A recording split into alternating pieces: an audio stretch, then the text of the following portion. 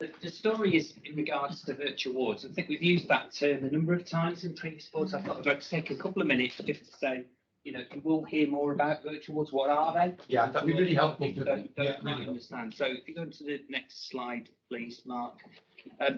The virtual wards are part of our operational planning requirement. They are a new way of thinking about how we expand our bed base, and they utilise technology for people to be looked after in their own home, in essence, in short. So the proposal is that we get to 40 per 100,000 virtual ward beds across South Yorkshire over time, and we've got a plan to achieve that.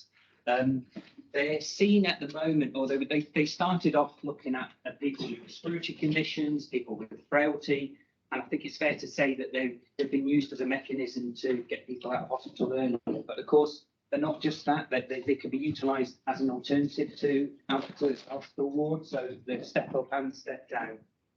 And you know, we've had some successes across South Yorkshire, and we've got other areas that are coming on board and starting to do some good work. So, you know, patients have a condition. Patients have access to therapies and tests as they would do within a hospital setting. They're overseen by multidisciplinary teams who visit them or receive the inputs from their parameters. And there are triggers that if anything falls out of that we're alerted so we can respond to that to make sure that they're in safe care.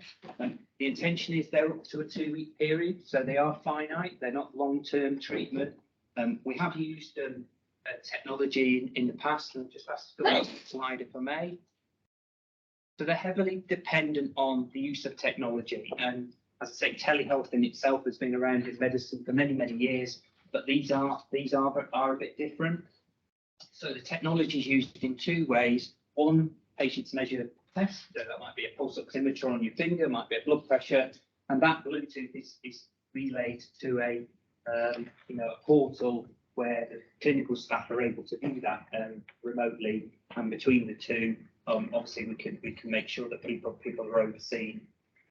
So as I say, we'll hear a lot more about this. We're currently going through a procurement exercise to find some digital solutions to help aid this, because at the moment we haven't got everything in place. But certainly we've got a big focus within the Urgent Emergency Care Board, which is where we oversee this work. And as I said, we've got a plan to take forward. So I'm probably going to not say any more than that, other than we've got the video and we can play that, Mark, and then Nancy's going to pick up from the Doncaster perspective. Thank you. That was helpful. Thank you, Dave.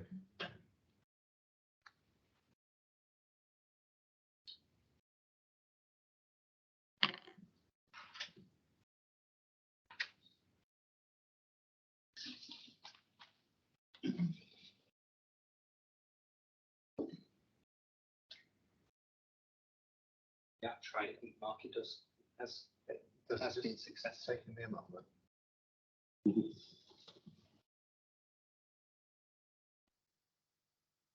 Thanks for your patience, everybody.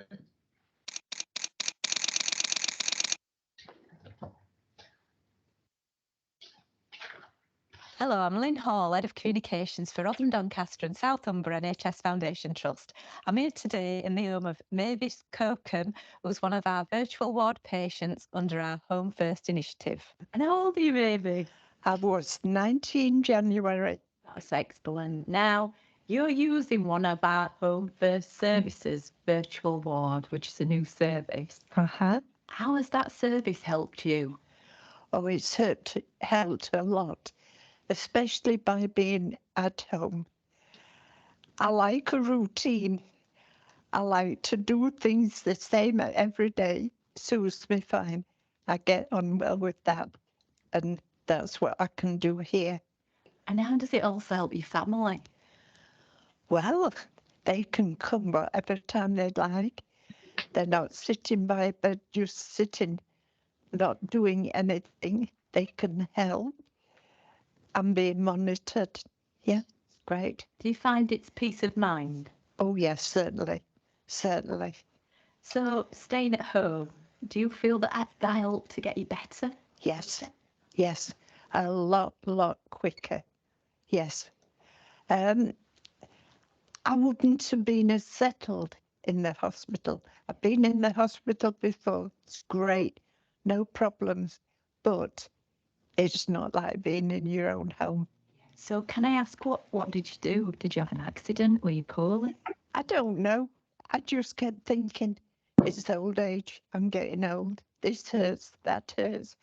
But apparently, no, I'd got heart failure that wasn't working with fluid, etc. And just not well.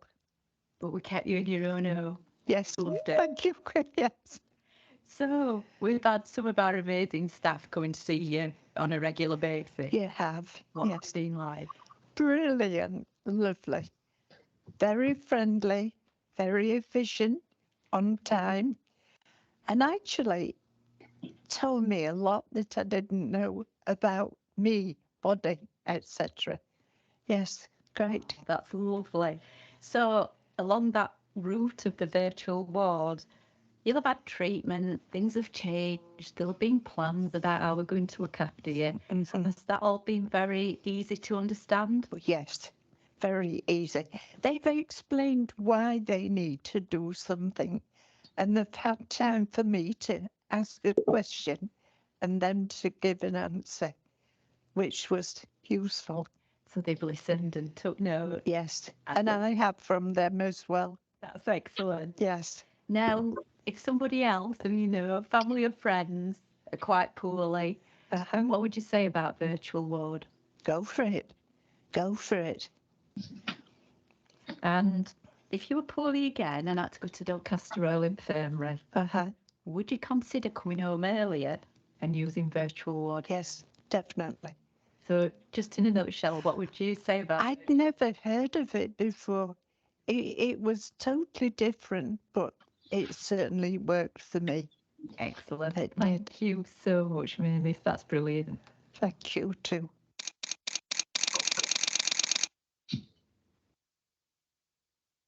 Anthony. Yeah, thank you. So that's great to see, isn't it? Clearly, I think this approach is patient and resident centred, and Mavis was able to describe that, wasn't she? And it was also, I thought, fantastic to hear the praise for the dedicated staff that are a part of this service. So I'm really great to see that happen.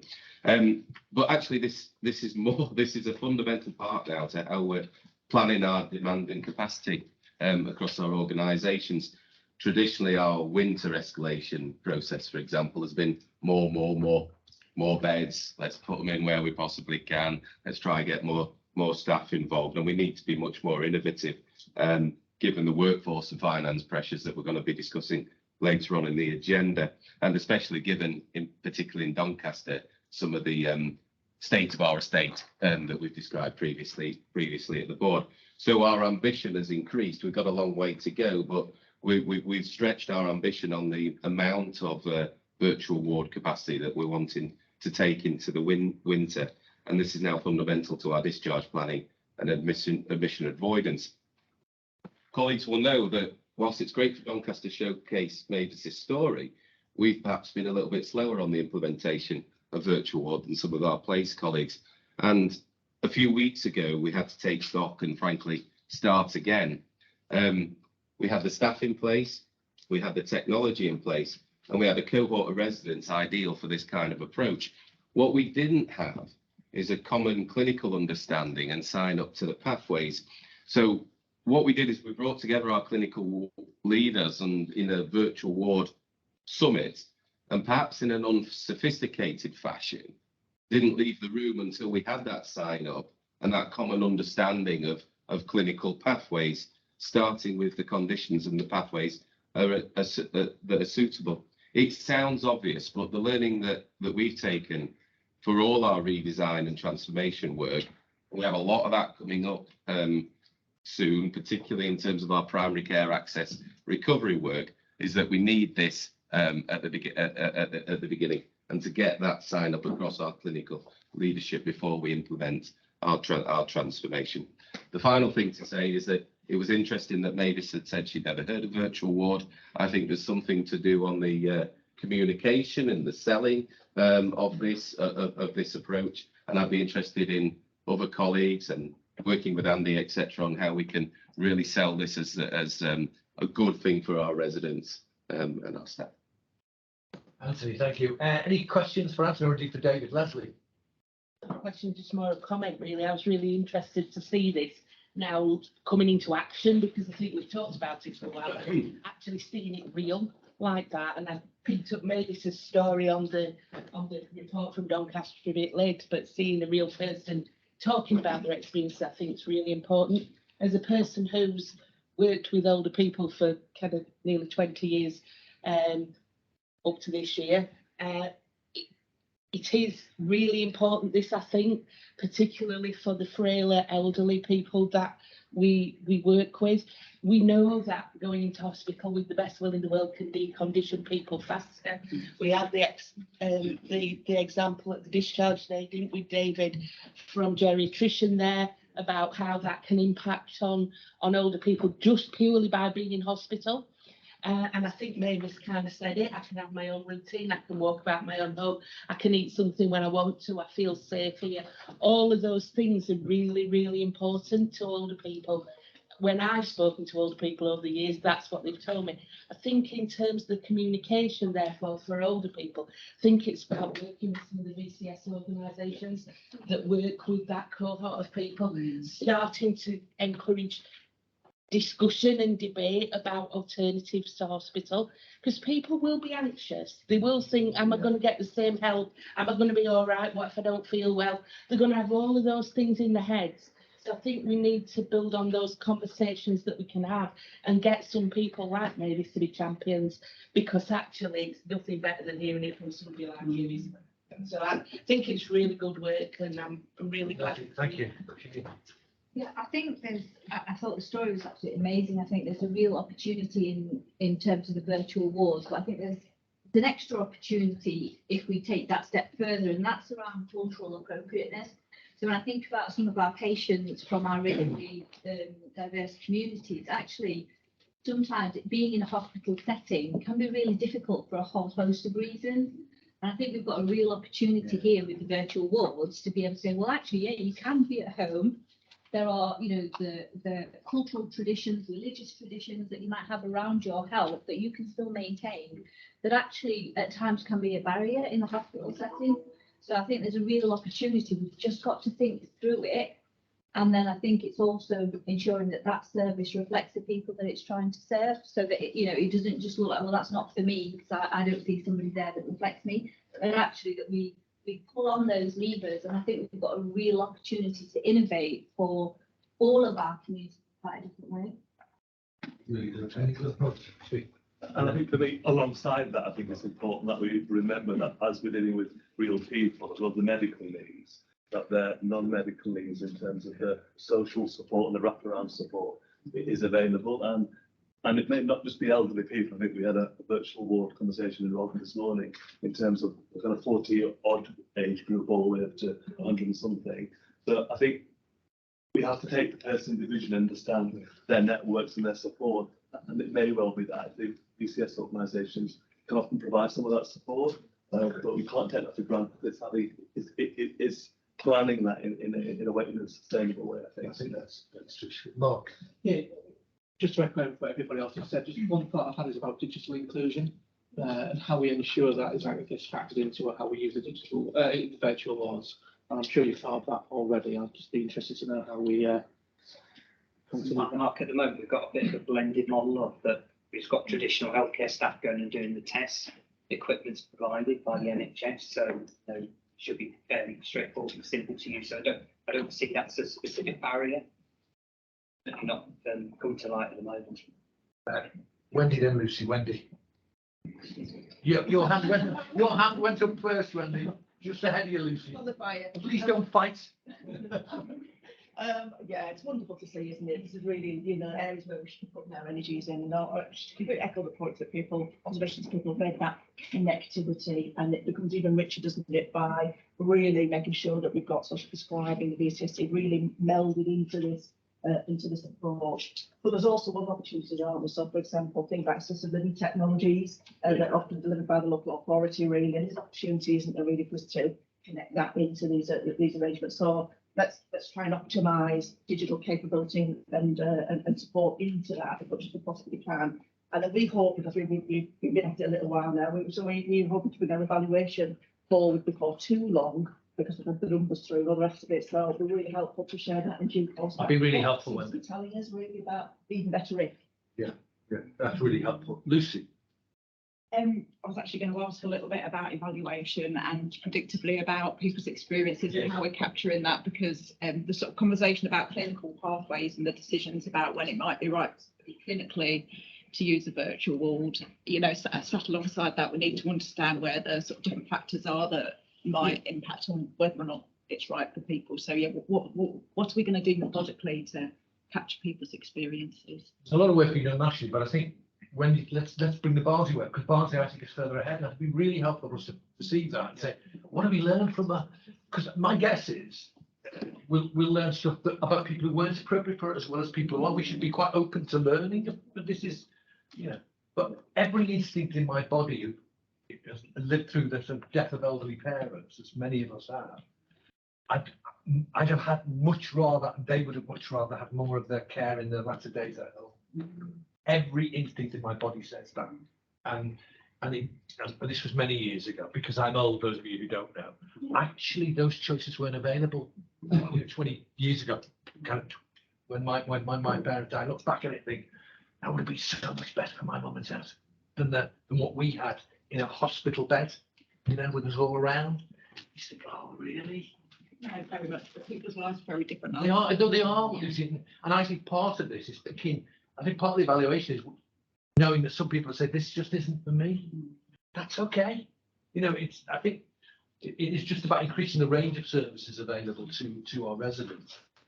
Gavin, sorry. Just quick points. I think I just want to make a point about clinical risk. I mean, actually being in hospital is not without risk. And I think part of that evaluation ought to look at the kind of clinical experience of people compared to the experience of conventional inpatients.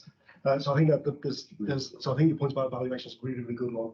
Second thing, I thought there was a cracking point, Shahira, about the sort of health inequalities, you know, certain dimensions to this, and this could actually be a mechanism to help address some of that. So using health inequalities as a lens on this particular issue, I think is a really good point. I also thought I just want to echo Shafiq's point around the VCSE, because at the moment we've got clinical staff making visits to people's homes. There's a sort of transition when, you know, could that be phased out? Could others fill that space? Could we train people up to do some of that? Because actually some of that work is pretty low level. So I just saw some good points made. I just want to echo them. David, it's fine point really. So virtual wards themselves are part of a broader piece of work of home first. Yeah. So can we support people in their home so that people get admitted to hospital only where that treatment's only available there, and that's our sort of longer term intention. And so there's lots of other bits of work going on around that. And two specifically to support this is criteria-led admission and criteria-led discharge. So we're all clear what are the parameters that, you know, if something deteriorates, that you do go into the traditional services. So that's sort of catch-all to ensure that, you know, people aren't just forgotten about in this situation. It's so we have a seamless transition between, yes, we think we can treat you out in the community, but should you need treatment in the hospital, that's everyone's aware of that, and that transition works. And of course, if we can free up the beds, those beds are more likely to be available for people who need to get in to use them.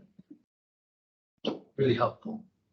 Just a really quick point, and that's around inpatient hospital, just sense of isolation, and the kind of, you know, particularly if people are in for long term, but they don't necessarily need to be in there. They could, you know, get a lot of the treatments at home. I know that whole sense of, you know, the mental health of patients, that sense of isolation, the kind of structured sense of when you can go and visit as a family, can have a huge impact on the health. So I think there's another opportunity here that is something we need to be evaluating as well. Do virtual wards give us better benefits in terms of mental health, physical health? You know, for people who are in a space that's comfortable, that, you know, as Mavis was saying, my family can come any time. And actually, that's got huge implications when we're thinking about the cost of living crisis. where actually families now, I know of a number of families that are having to choose between who goes to visit a relative in hospital because whether they can afford the fuel or not, or whether they can afford the parking or not. Whereas the difference between being able to go home could have major implications. So I just think it's a real opportunity here for us to maximise. I agree. I mean, 2 points. Really, really good scheme. Thank you for bringing it to our attention, David and Anthony. Some good points about building on that. I actually think the point about evaluation is really important. So I think when you're ready in Barnes, it'd be great to receive it here. So, because I think this one of the things we should do as an ICB is say, what lessons can we learn? No, it was a good idea in one place. What lessons can we learn? So I think the evaluation would be really important. Thank you very much. Item 6, Chair's matter. I wanted to raise 2 things very briefly. One is to say what I said earlier, which is 75th anniversary of the NHS. A number of people are celebrating in a number of ways. I think we have some staff down in Western Strawberry today, don't we? If I remember rightly, which is great. The only thing I'd say is some of you who will have heard Radio Poll this morning will have heard a report from 3 think tanks to say, yes, but it's a really good time to start looking at this because this was under more pressure and more frailty than I've seen in my 40 years in the NHS. And so I think it's worth us recognising that as well. Important to celebrate our staff, but we all know there's severe pressure out there and some long-term issues I think need put right over the next few years. Second thing I want to mention, which is I don't think we've had a formal board meeting since it was announced that DRI did not get their major capital proposal through, which was profoundly disappointing to all of us who know the situation. And I've described it as an estate that's worse than any I've seen in my time in the NHS. We are working with the trust, we're working with the mayoralty, we're working with the local MPs to say what do we do next, because doing nothing is not an option if you know the Doncaster estate. And I think that's something we will return to as a board over the next few months. We agreed some work with NHS executive to try and give us a kind of short-term view of what we need to do to keep it safe, and then what does a long-term strategy look like. But it was something we were all hoping for, and it was disappointing that we didn't get it. That's all I have to say. Can I pass over to you, Chief Executive? Thanks, Chair. So obviously we've got my paper as usual, so I won't go through that, but I did want to draw out a few themes and a few highlights. I mean, I guess picking up on Pierce's lead around anniversaries, as well as the 75th birthday of the NHS, it's also the anniversary of the integrated care system on a statutory footing and the creation of the Integrated Care Board. This our organisation, and I think if you look at the agenda of today's meeting, there's some really good opportunities. One, to take stock of what's happened over the last year. We've got the annual report, and I think there's lots of positives in there. I mean things that stick in my mind are some of the developments around the community diagnostic hubs, the glass house in Barnsley, in Mexborough, the elective orthopaedic centres, the capital development in primary care. We're disappointed about DRI. I think the £57 million investment programme around primary care is the largest in the country, and I think it was obviously subject to wide public consultation. It's been influenced very heavily by the public. But I think that's something to celebrate. So lots of good stuff. I think the other piece of news though that we've had perhaps since the last board meeting is the requirement for the Integrated Care Board to reduce its running costs.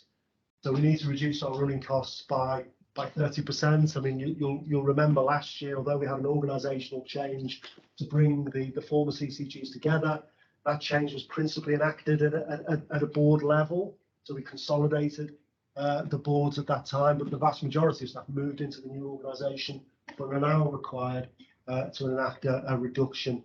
So I think the first thing is to acknowledge that this is a time of incredible anxiety for our people. And I think we just need to be mindful of that and respectful of it. We've got a paper from Chris and colleagues later, which says a bit more about how we're progressing this, but we're keen to do this as compassionately as we can in a way that's consistent with our values, but also we want to move quickly because there's nothing worse than going through a process of organisational change where it just goes on and on. So we're trying to kind of remove the kind of sword of Damocles, as it were, and at least give people clarity so they can make some choices about their future. So we are working through all of that. I think just reflecting on the 75th birthday for a moment, I was just thinking the other day about the 70th birthday back in 2018, and this feels like a very, very different moment in time. I think 2018, felt like a time of celebration, but we all know what happened at the beginning of 2019, which is we moved into the period of pandemic, and it's been a really challenging few years. And I think looking at the COVID inquiry, I think that brings back all of those experiences. Many of them will have been touched with quite considerable sadness. But actually, I can't help but feel really proud about the role the NHS played during the pandemic. And I think we mustn't lose sight of that. I think we were there for our communities when they needed us the most. But we also know there's a huge legacy. There's backlogs in terms of elective care, in terms of cancer treatments, in terms of diagnostics. There's lots of work to do. So I think we kind of mark the anniversary, but we know that this is a particularly challenging time for the NHS. But it is a time where there's hope. Again, back to the agenda today, we published the Joint Forward Plan, which builds on the system strategy that was published at the back end of March, which I think sets what I think are really challenging and stretching ambitions around improving health and well-being across South Yorkshire, extending people's life expectancy and the number of years that they can live in good health. These are ambitious aims, but actually seeing the Joint Forward Plan, which effectively sets out the NHS's contribution to delivering those aims, because those aims are an expression of an ambition of all of our partners, not simply the NHS. But the Joint Forward Plan sets out the NHS's contribution to that. So it's really good to see that on the agenda, and Will and Marianne will take us through that. But I guess the other critical milestone was Friday. We saw for the first time the NHS workforce plan. I mean, I've been in the NHS for, I can say longer than I care to mention, but well over 30 years, and we've never had that before. So this is a workforce plan that's underwritten by the Treasury, £2.4 billion worth of investment over the lifetime of the plan. That's a great opportunity. But if you look at some of the huge expansion of training of clinical people of all types, so it's not just doctors, nurses, it's AHPs, it's midwives, it's also non-clinical staff as well. I think there's a huge opportunity there, but it won't happen on its own. And I think the ICB and our partners have got a big job to do in terms of making that workforce plan a reality. And I know it's just landed, on Friday, and Christine will bring back to the board at our meeting in September a more detailed analysis of what it means and the work we've got to do. We are meeting with system leaders next week to begin that conversation. But I think that I think that can only be viewed in a positive light. Although it's a huge piece of work, that's a really big step forward, I think, for the NHS. So a bit of reflection. There's some good things happening, some real challenges, but actually some cause for hope as well. Just finally, just to pull out one or two other things, we've also had the GP access recovery plan, and we know from listening to our public that access to services, both in secondary care but also primary care, is really, really important to local people. It was good to see that plan. I'm sure Anthony and Andy Hilton and colleagues will want to come and tell us a bit more about the progress that's been made in that regard. Really pleased to see the CUSA programme internally within the ICB, so the Quality Service Improvements and Redesign programme. I think we're one of the, I think we are the only ICB nationally that's systematically developing improvement science-based skills within its workforce. Is a critical part of our role. Is helping to act as a catalyst for transformation and improvement within the system. So equipping our people with the skills to do that, I think, is a really, really important investment that we're making. I think we've had, I think it's over 300 colleagues that have had some form of CUSA training. Some of our colleagues are actually going to the CUSA College to get accredited as trainers in the CUSA methodology. I think there are some colleagues actually sat around this table who've sat their exams or whatever it is you've had to do to get through that. So we wait with bated breath to see if you've succeeded. I've been examined, yeah, I've been not more time. But I think this is a really, really important, notwithstanding, you know, the organisational change process we're going through and the huge consensus that's raising. I think we mustn't stop investing in our people and trying to develop new skills and safety within the organisation. We've got to carry on doing that. Obviously, need to mention industrial action. We had a period of time where I think there was a little bit of a hiatus, but middle of June we had 2 days of junior doctors action, and obviously next week we've got an exploration of action with junior medical staff with 5 days from it's Tuesday to Saturday, so that is unprecedented and is a huge challenge. I think the system has responded really well so far. This is attritional, you know, it is wearing people down, and planned treatments and appointments have been postponed to release senior people to the front line. So there is a consequence to this. On top of that, we've seen senior doctors with a ballot to support industrial action as well. So that follows hard on the heels on the 20th and 21st of this month. And I think probably more positively, the settlement for Agenda for Change staff should have been felt in people's pay packets in June. So I think that's good to see the colour of the government's money, and I think people will have welcomed that. It may not have been everything people wanted to see, but I think it's a positive way forward. And you know, I suppose on the back of that, we saw the Royal College of Nursing who balloted their members for strike action, not getting a level of commitment for further action. So I think that's a positive sign. But I think we've got lots of twists and turns to come with both junior and senior medical staff. Just wanted to draw people's attention to the section in my report around the VCSE and the I think a really interesting piece of work which kind of gives a sense of the scale of the VCSE sector in South Yorkshire. And I also think you know, it's a bit of, well, I was going to say sleeping giant, but that seems a bit unfair because I think the voluntary sector is a huge amount already. But I just think there's a much bigger opportunity there in terms of having the VCSE sector as a full part around the table, both when we're doing our planning, but also we're thinking about delivery.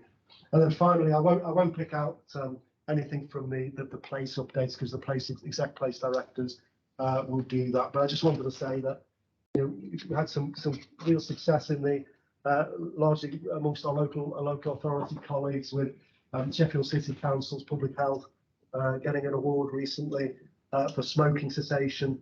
The Barnsley Council of the Year, I'm sure you'll mention it in more detail.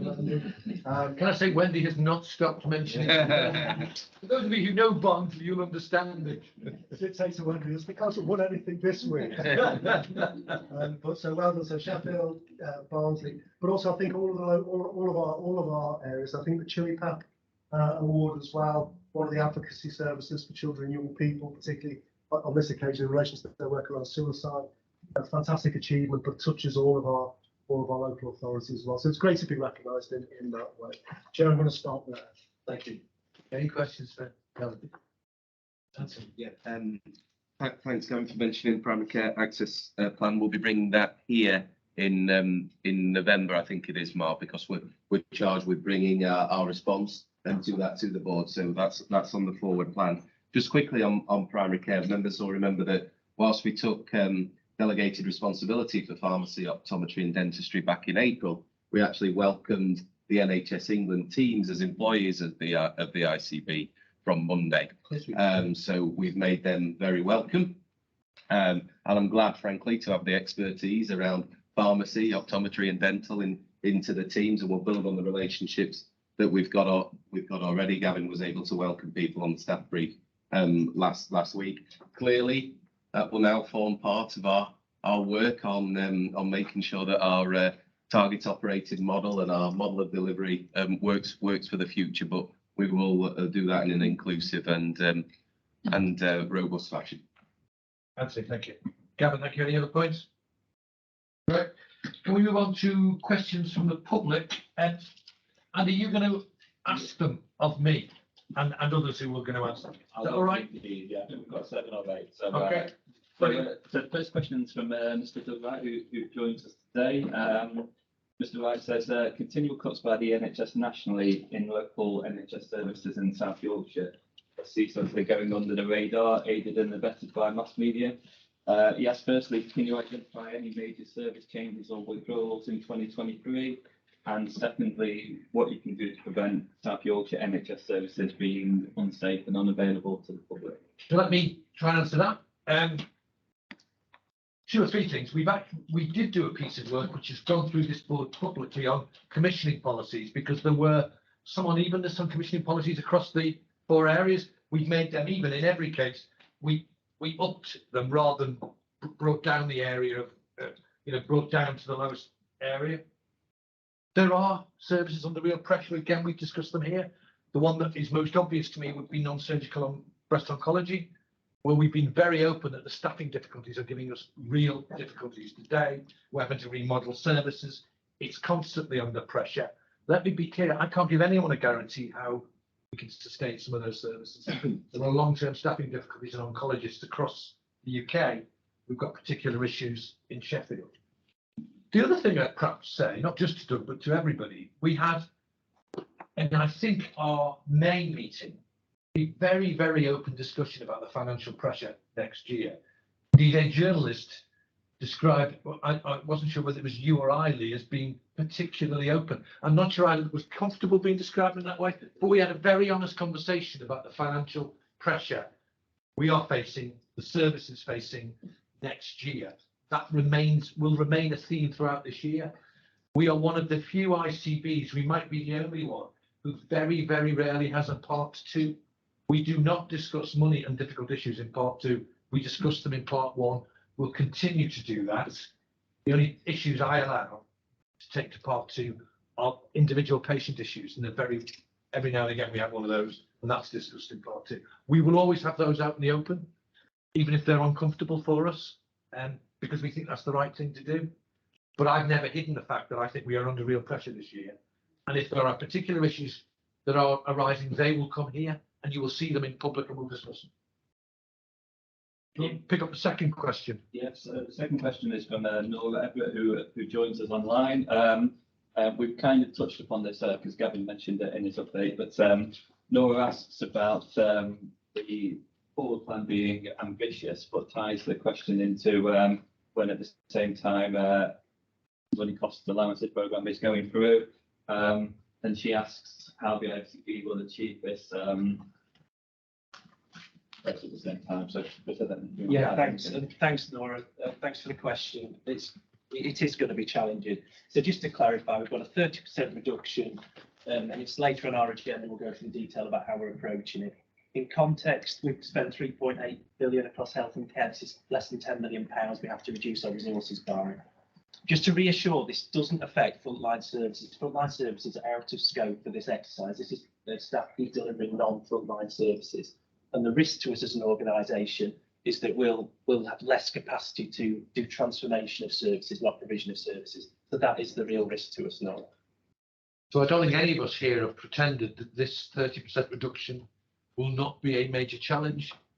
But you're right to point out this is not frontline services. And it will challenge us, Nora, to make sure the stuff we want to do over the next 2 years we can still do. And that's unavoidable. There was a decision made by the government to reduce management costs by this amount, and that's what we're doing. Do you want to go on to the next question? Yeah, so the next question again from Nora is, Nora picks up on the involvement committee minutes where it says that the minutes describe a brief discussion about how meeting the public involvement legal duty may be compromised by the running cost allowance programme. And why don't the ICB have at least 2 people with lived experiences as required on the committees? I think the answer is that we do have 2 non-executive independent directors on that committee, as well as representatives from Health Watch as well. Mark, I don't know if there's anything you wanted to add to that. So can I add something? And I had a discussion with Nora and Doug the other week about, I actually think the role of our independent non-executive directors, and we've had some of those discussions today, is they are reflective of our public in South Yorkshire. They're not separate from, they are part of it. And they've got voluntary sector experience, some substantial management experience, but they are public of South Yorkshire.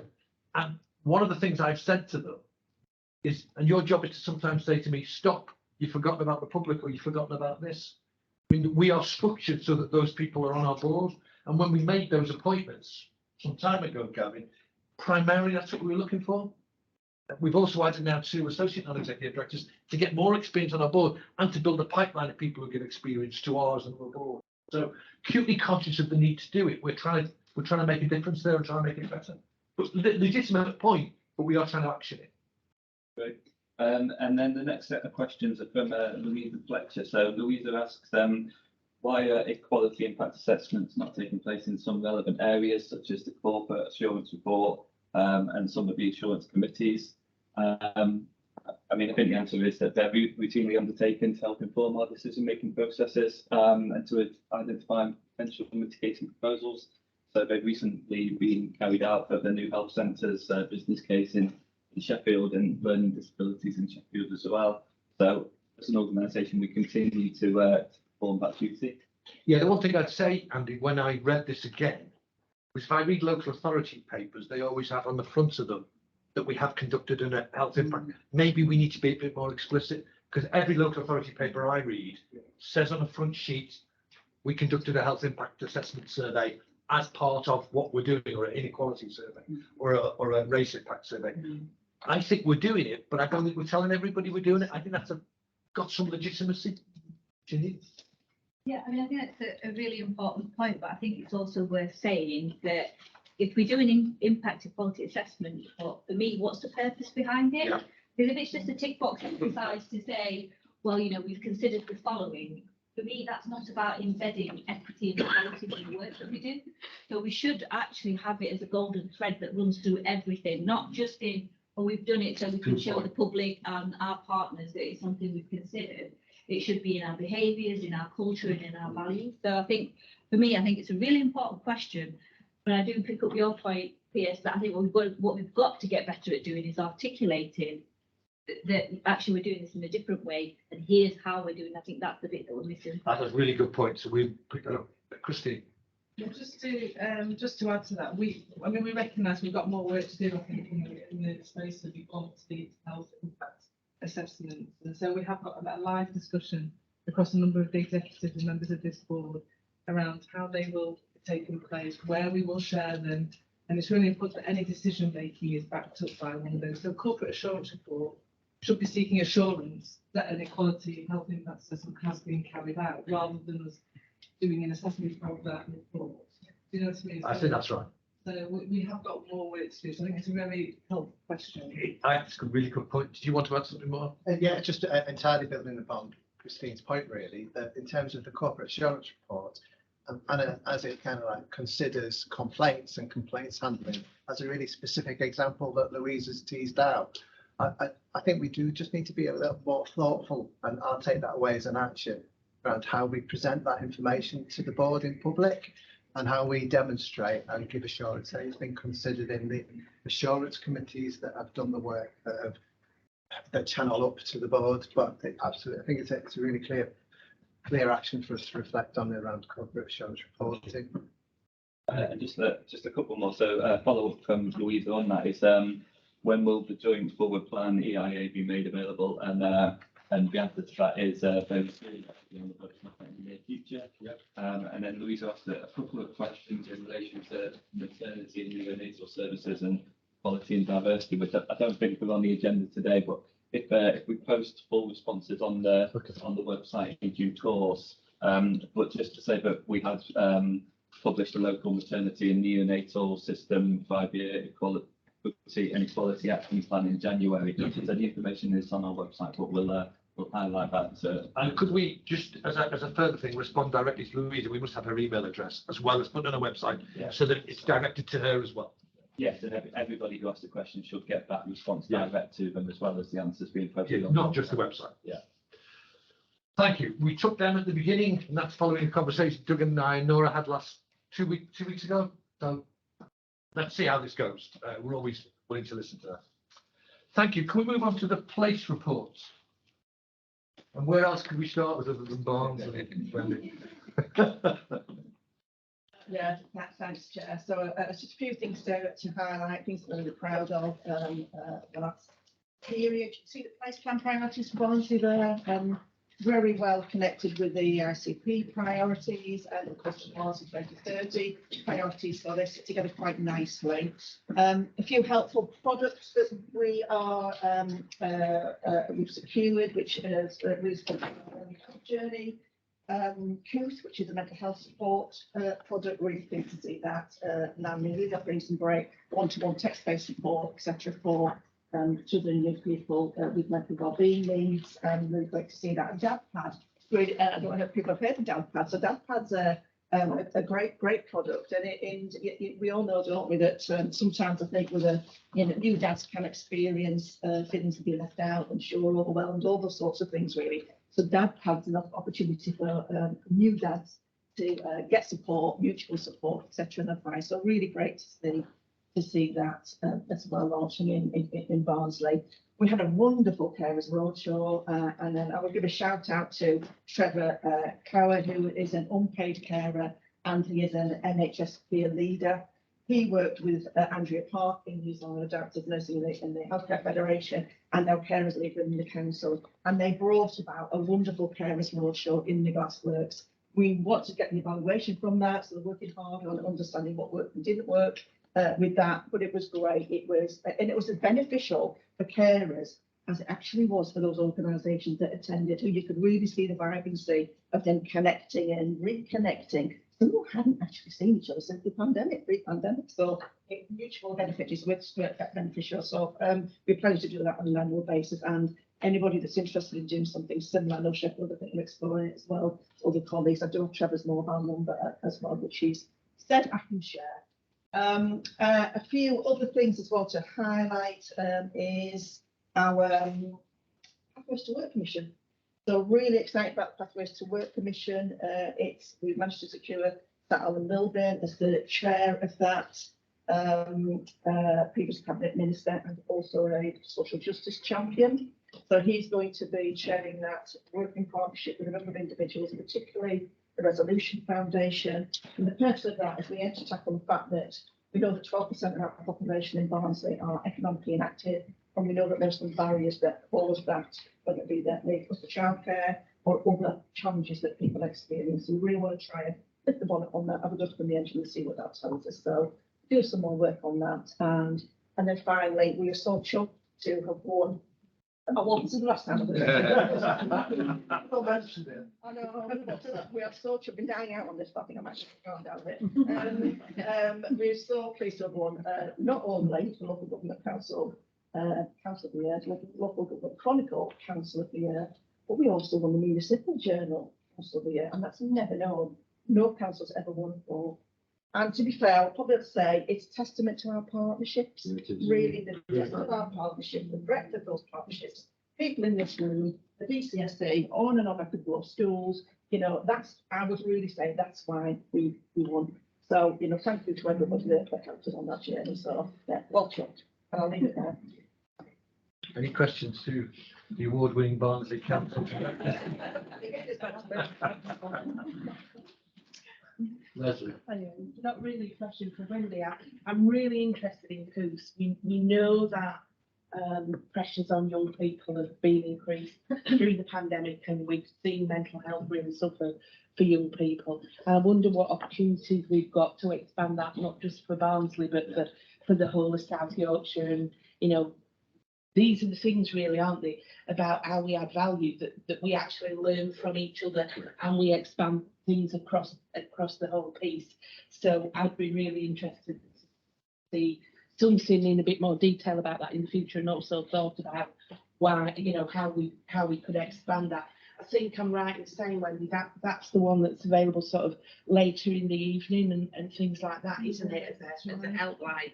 And I think you're thinking about things like suicide prevention, that's going to be really important. But I also think that for a lot of young people, that is the lonely time, out of school is a really lonely time, and actually having something can reach out to before things get too bad, before things get worse, is going to be so important. Correct. Point well made. If I come back quickly on that, Yeah, I mean, the uniqueness, I guess of Poof is that, well, it's about working into the sort of the digital dynamics of children and young people, but also, you know, the access to wellbeing advisors and counsellors, that's great. And it is, you're right, Leslie, it is sort of designed to operate between the hours of midday into the midnight, I think, or very late in the evening as well. So beyond school hours, we've got Chili Pep and other organisations working in partnership with the schools and into the weekends. So those invaluable times where people just need a bit of, you know, listening, a bit of support. Lisa. Yeah, thank you very much and congratulations, Wendy. But just going back to COOF, it's something that we've had in Sheffield for a while and works really well. But yes, So we use South Yorkshire one. but it works really well. I think young people struggle with sort of anxiety and things, and they can text because a lot of them don't like to talk. So it's excellent that they can text a one-to-one counsellor and get help in the way that they need it. So I think it is really important that we all learn from each other, and that's a prime example. Thanks, Lisa. Thank you. Wendy, thank you. Doncaster, Anthony. Thank you. No awards this month, I'm afraid. To flip the order of this. Today's report is a combination of things we're proud of over the last month, but also sort of formalises our place plan approach for this year. So we've heard from Mavis already, but we've also included our Doncaster Talking Together work, which is a collaborative approach to speech, language and communication assessments across Doncaster, and particularly focused on children and young people. The key to success, as ever, is in the collaborative approach across the organisations. The numbers are quite significant within the report, including the large number of professionals trained across organisations, referrals received into the service, and families receiving support. And what really struck home for me at the end of that is the amount of vocabulary that's increased as a result, which is really what this is focused on. So particularly proud of that. The main part of our slides, though, are on the agreed place priorities and plan for 23-24. I think this year is best described as part consolidation and part further pace to transformation. And as with Barnsley, it's aligned to our South Yorkshire priorities. On the consolidation front, we now increasingly talk of our One Doncaster Health and Social Care Plan. It wasn't always the case. We've worked hard with leaders across our various organisations, including new leaders into the patch, on bringing together the various strategies and plans together. And I think that can only be a good thing. Part of that plan will clearly focus on some of the here and now. We've got improvements to make on our urgent emergency care pathways, recovery of elective activity, and indeed primary care access. But from a transformation perspective, this will focus upon our aim for residents to start, live and age well in Doncaster. And at the heart of this is our approach to addressing our ingrained health inequalities in our city. We continue with our Fairness and Wellbeing Commission that's chaired by Dame Rosie Winterton, and that will be published in the autumn. And I'm very keen to showcase that across South Yorkshire. Our aim is very much for this not to be a commission report that just sits on a shelf, but actually comes with specific recommendations for improvement that we will put at the heart of our plans.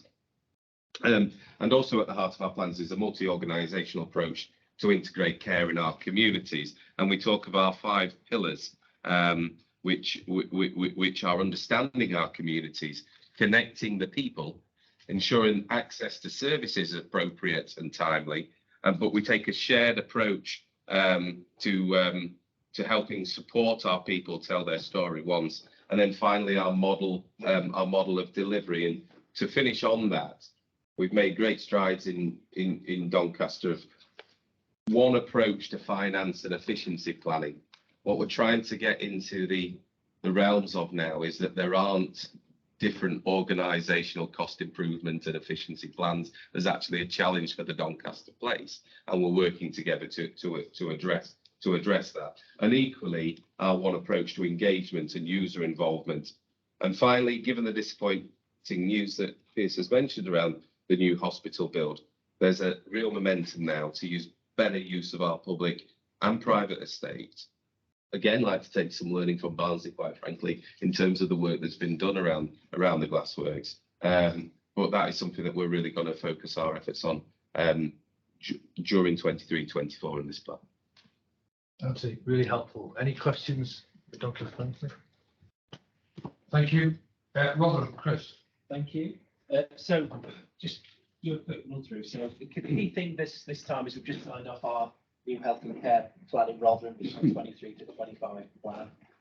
There's 6 priorities and 16 underlying transformation projects there. So we section it to best start in life, improving mental health and well-being, supporting people with learning disabilities and autism, urgent emergency community care, palliative end of life care, and living well for longer.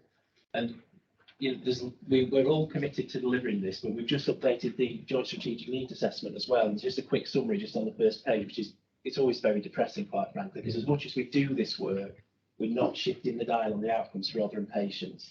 And you can see that Rotherham patients are still living shorter lives, living in poorer health, living in 20% of the deprived areas, high prevalence of behaviours likely to cause harm, and inequalities in access to the range of determinants and protective factors that lead to health inequalities. And we're just not, so we've got to keep going, keep making sure we keep that in mind and try to shift the dial on that.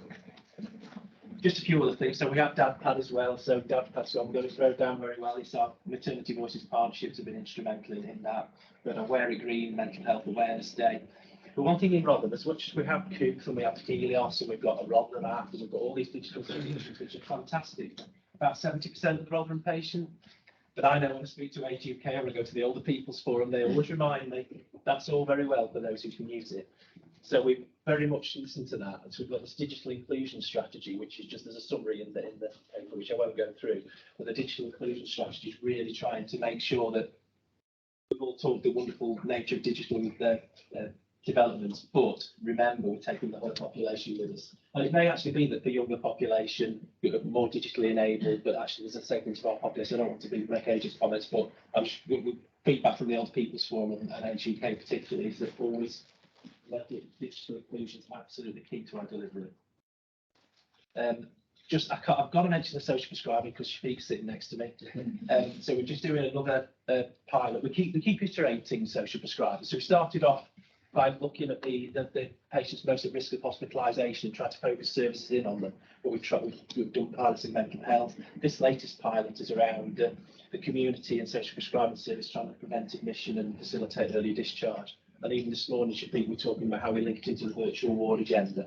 And we found some patients already have been social prescribed, having that non-medical interventions actually been what they need rather than a traditional medical intervention for the virtual ward.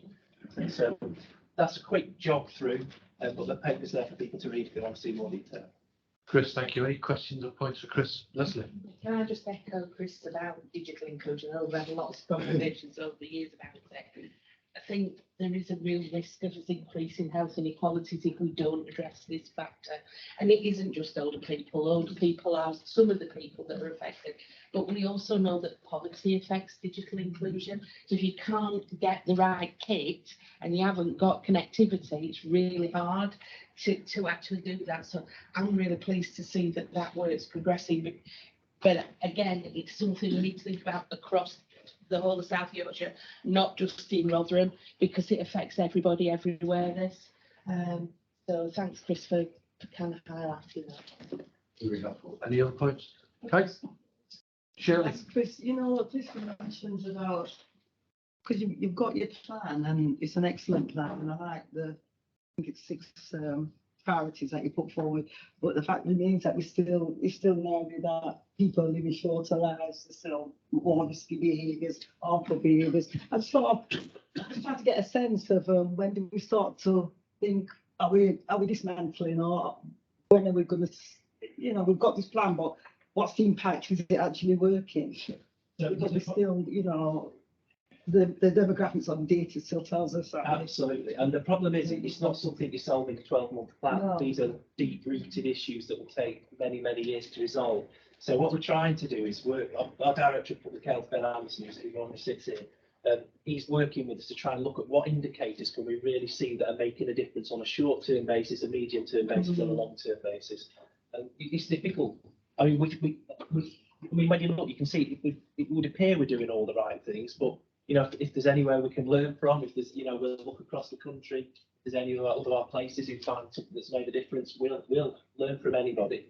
But what we're doing currently, we think will make a difference. But is it the fundamental left shift? I mean, what I'd love to do is take loads of resources out of acute care and put it all in prevention. But it's got to be done incrementally and then work through. So I accept what you're saying, and you know, if anyone has anything to offer, then great to receive. Can I say something that was picked up in Wendy's point, which I know we are talking about, which is in the end, we really do need economic development in some of these communities and jobs, rather than just us doing things to them, which is great and we should do. And actually, I know we're having discussions about what could we do in employment terms for those communities, because there's some evidence, long-term evidence, that says that might make the biggest difference. So yes, we should reach our services out to some communities in a different way. We should support them in a different way. But actually, probably the biggest thing any agency could do was, you know, create economic activity.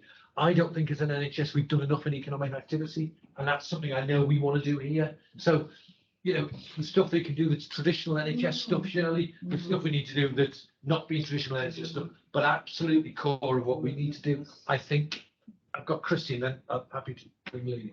Christine. Yeah, thanks, Jan. Just building on that, I did some work with ODCOP on the now combined authority around work and health. There is a joining of our ambitions around socio-economic development and the political ambition around benefits of providing good work, good health.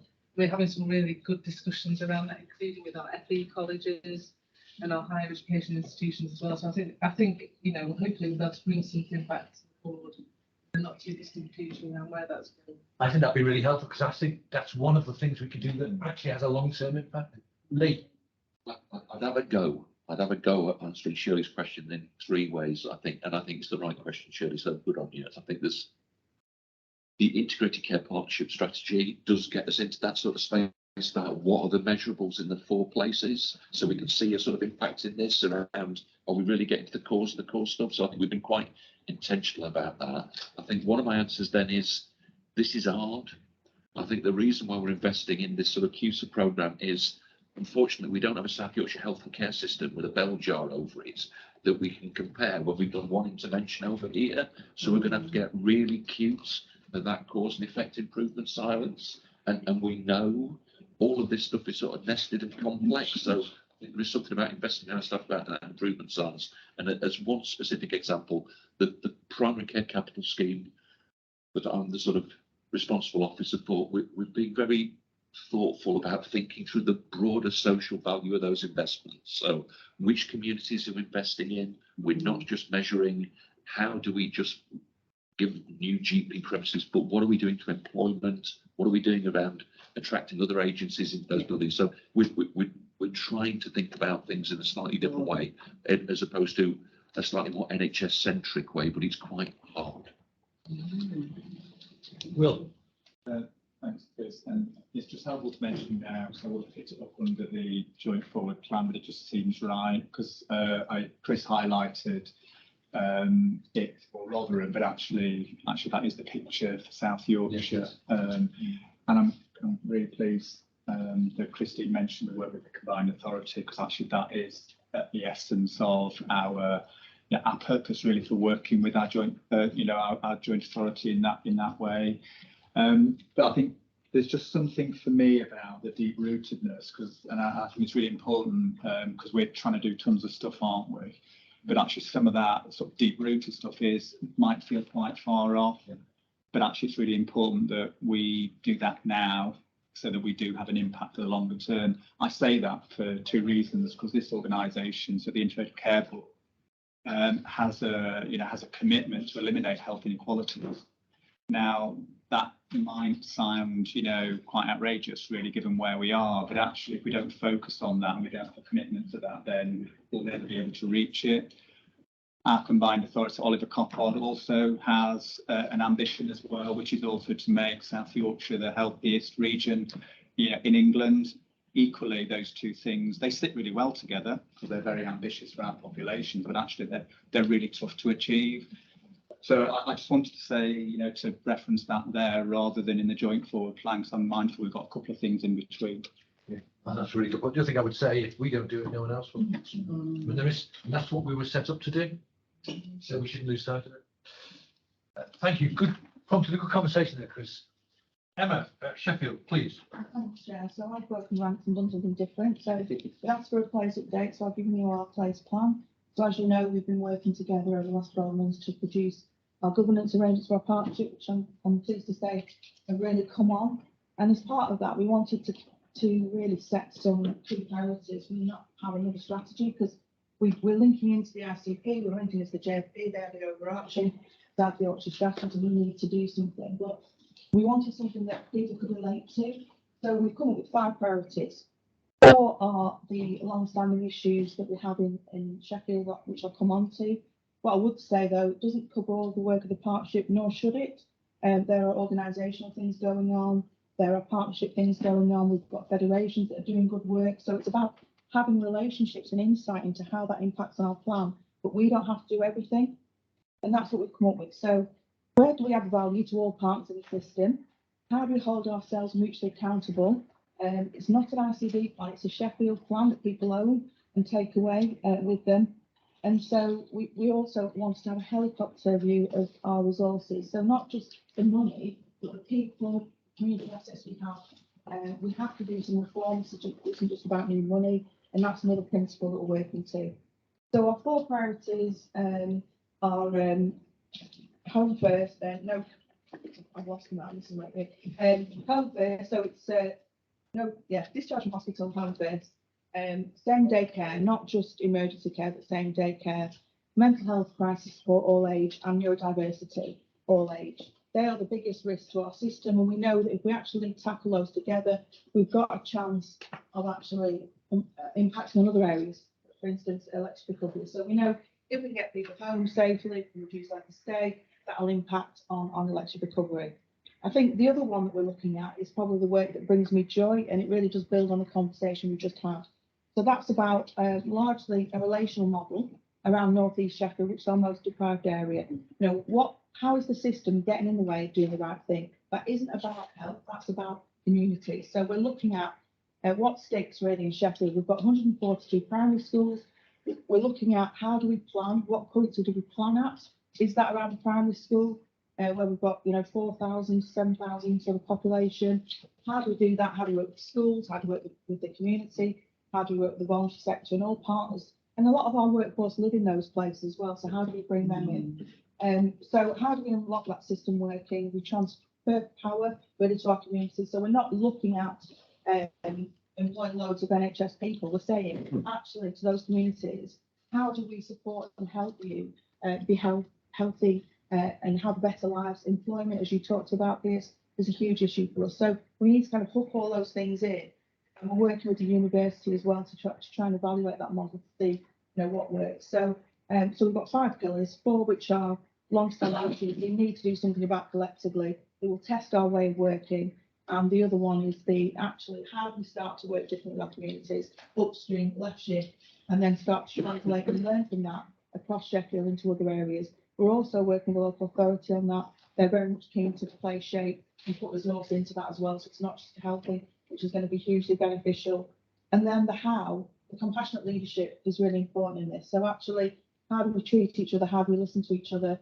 This isn't going to be solved by loads of chief execs sat around the partnership board table. This is about people owning the agenda, wanting to be different and doing something different. And we need to allow and enable that and create conditions for people to do something different. So it's a 14-page plan. Obviously, I forgot this is menopause brain. I forgot what was supposed to be in it. But you'll see that it's a short plan. I think people can relate to it. It's quite simple. As Chris said, some of these things are going to take absolute years to make a difference. But actually, if we don't have some way of testing our partnership working, we're never really going to achieve anything. So I'll leave it there. Thank you. That was great. Thank you. Any questions for Emma? Julia?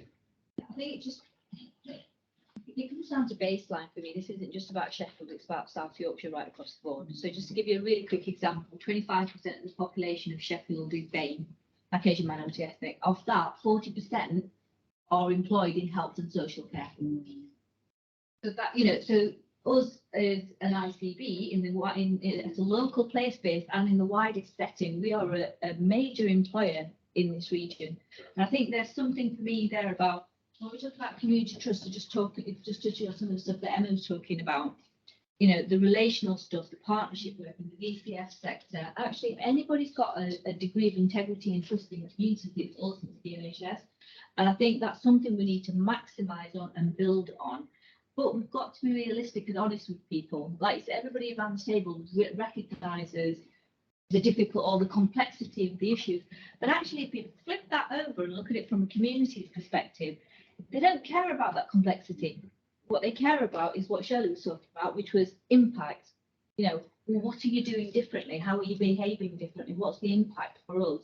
And I think the key thing for me is how do we communicate that to communities? Because for a long time, they haven't had that communication.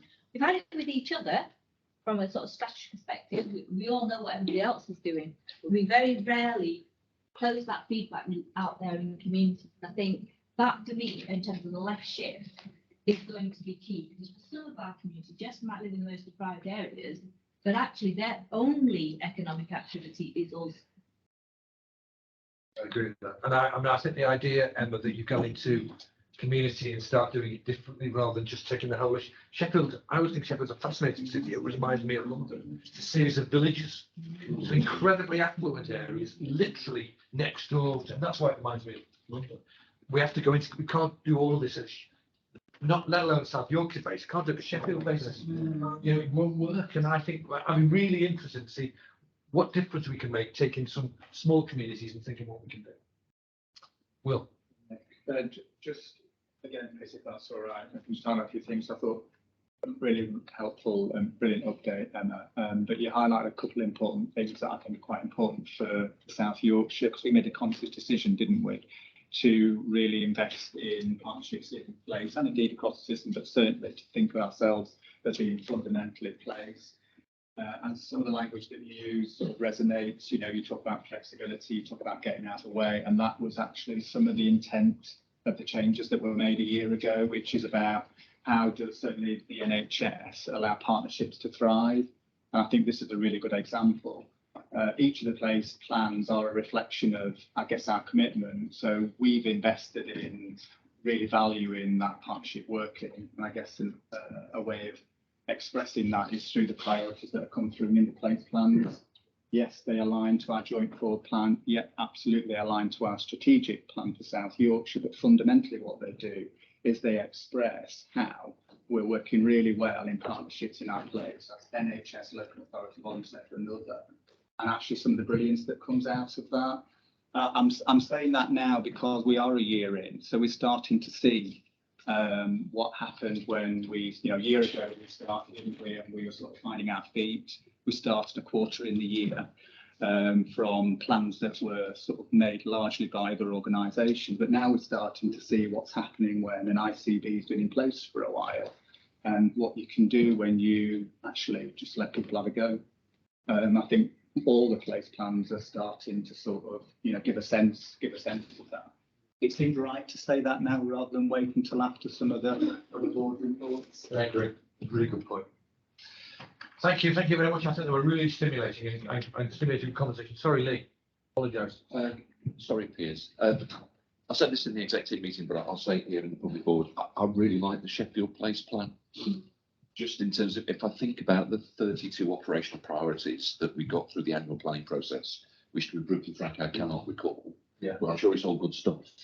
I can recall the 4 objectives for the Sheffield Place, and looking through these objectives, see the link between, in doing these things, we will develop a more sustainable urgent care pathway. In doing these things, we will generate capacity for elective recovery. So I think there's something about, in answering the question, how are you going to deliver those stretching objectives in the joint forward plan whilst delivering the running cost allowance saving? The answer's here. By prioritising down to, these are the things that are going to enable more sustainable recovery, and I particularly like that place-based community-centric working, which kind of tops up the slightly more NHS-centric stuff about. So I think it's beholden on us to kind of think through, have we got that equivalent snappy set of messages for the 4 places there. If we concentrate on those 4 or 5 things, they're the things that are likely to make the difference. So I just want to put on record, I think it looks really good shape. Remember them because that. Thanks. Leslie, finally on this. Thanks, Emma. I'm really, really interested in the whole neighbourhood working kind of approach here, because I think this is where we are starting to do something differently, starting to think differently, and particularly not only addressing health inequalities, but actually working with people in a way. We've done some great work on consultation, on key things, but actually this is getting us to another level now in terms of engagement with community. And actually what we know is that people can tell you what the problems are and be consulted on what we think we're going to do about it, but they can also really tell us what the solutions are. And this kind of work is how we really get to that. So I'm really excited about that. I think I'd like to see that coming through and grow more. I think also there's sorry, you know, like you said, the what is it, northwestern, northeastern, yeah, Sheffield. I mean, I'm from Sheffield. I live in Sheffield, and I know that area. And they're can't say it's a community, because they're communities within communities, groups within groups. Yes, you know, it's so complicated, isn't it?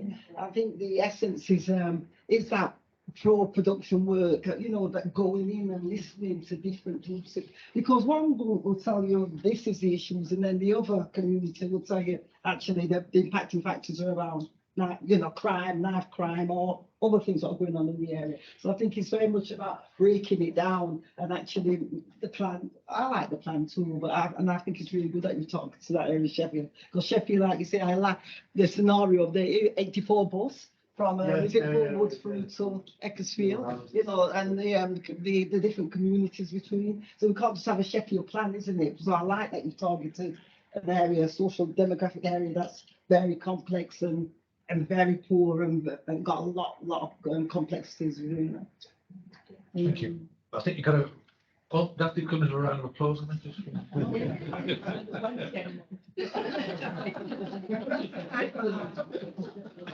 Now, I know you thought that was the most interesting section, but we're now going to receive our annual accounts.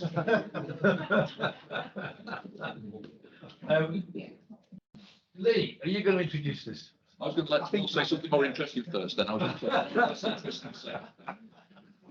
I'm interested that you're introducing the annual accounts, Will. I'm really interested in that. I'm really interested in that too. But I'm just going to say a few things about the generality of the accounts, if that's all right, and then Lee will say whatever he likes about the accounts. So I think there's just something, these are our first go at our annual accounts, aren't they, in terms of, you know, trying to give a view of our organisation over the 12 months. And I think that's an important reflection as well, because actually the first 3 months of the year, we were obviously CCGs as well. So in terms of just looking at the accounts, you'll be able to see that. So I think it's just a helpful reflection of that, but also it's a reflection of our first year as an organisation as well, and therefore it's a capture in a particular way, but I think that a helpful one. You know, a lot of it has been around sort of establishing as a new organisation. So I think there's something to reflect there.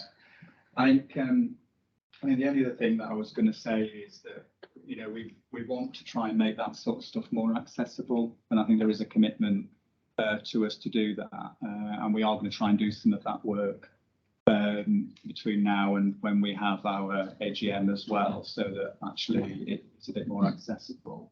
So there is that. The thing I wanted to say is actually some amount of work goes into you know, pulling our sort of important accounts together, and the information that's in there, and therefore I wanted to thank, you know, Mark and the team for doing that. So whilst we might you know, we might sort of have some reflections about how we pull that together, but actually, you know, some diligence goes into that to make sure that our accounts are a good reflection, and therefore in terms of, you know, transparency and probity, actually, you know, they are there, but we know there's some more work to do in terms of the accessibility.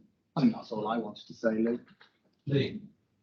I just wanted to thank my team really. So we've had a really good time, haven't we, doing not just one but 5 sets of annual report and accounts, 4 for the successor organisations for the first quarter of the year, and then the 9 months for the ICB. So just in terms of the timing of the Health and Care Act, it necessitated 4 sets of reports and accounts for the 4 old CCGs for the first quarter of the year, then a set of report and accounts for the overall ICB, and just in terms of the overall financial result of the system, we've done quite well, you know, in sort of 22, 23, despite it being a transitional year. So we did generate as an ICB a £19 billion surplus, and we didn't do that out of fun. We did that so that we could balance up the system position with the sort of organisational deficits we had in provision. So there is an interesting tension there about our role as an ICB and system balance as opposed to ICB balance. But I think we've kind of lived our values about balancing that up as a system and working very collegiately with NHS provision. I think the intent for next year is all in the space of how do we wrap it the sort of local government voice and position in there. We're doing some work at the moment sort of VCSE about making sure this is more reflective of the whole health and social care system, not just the NHS bit of it. But I want to put on record how much the successor finance staff in the 4 CCGs have worked and come together to do this work. And it's been a completely, from my perspective, event-free internal and external audit process, which hasn't been the same in the other ICBs. I've had other ICB CFOs kind of bemoaning late interventions in reporting and accounts. I haven't at all. Thankfully, I've been kept very distant from this because it's no longer my specialist subject on mastermind, and that's a credit to all of our staff. Yeah, can I just have credit because it's now the 3rd meeting I've discussed it. You can see how it's motivated me.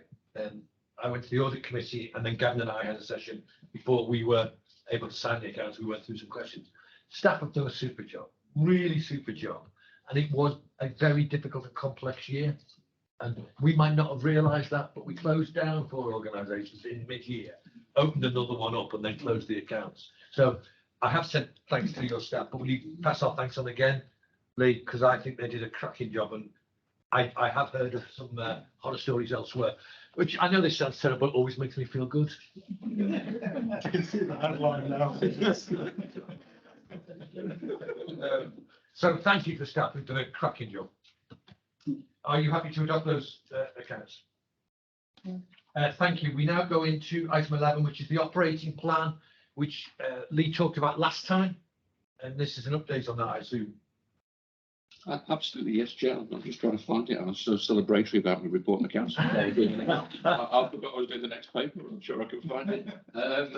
Yes, so we did have quite a long session on this, didn't we, in the last board. The finances for 23-24 are not going to be a picnic. It's going to be quite hard in terms of delivering financial balance. I think that's probably a bit of a mastery of understatement. What this paper is doing is just updating on the actions we've committed to do as an NHS system in terms of trying to get to that overall position of financial balance. So the first sort of section of the report is just a sort of stock take of what we've agreed to do in the sort of finance guild of the sort of NHS system. So really understanding organisational positions.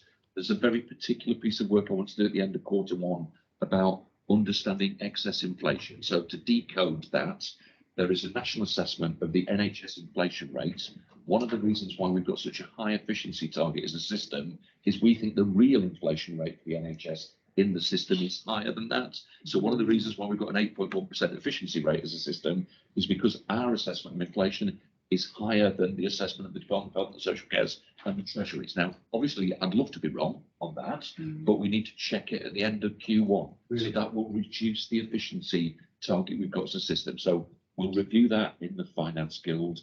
There's some work going on in Doncaster and Bassett Law Teaching Hospitals, which is our organisation with the biggest sort of deficit projected for this year, about what's driving that deficit and can we learn from that. So we're doing this quite well. I think there's a system about doing that in an open book way. There's a section here just about the plan feedback we got from NHS England.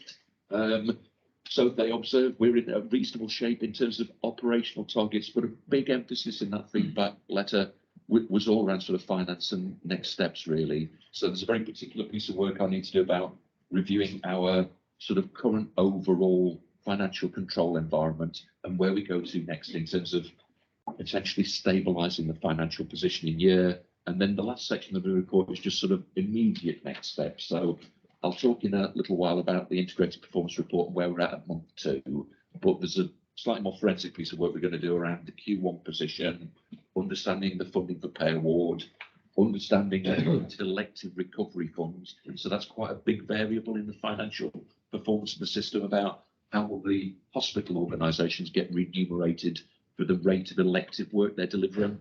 We'll only understand month 1's performance against elective recovery after we finish Q1. It's a big variable.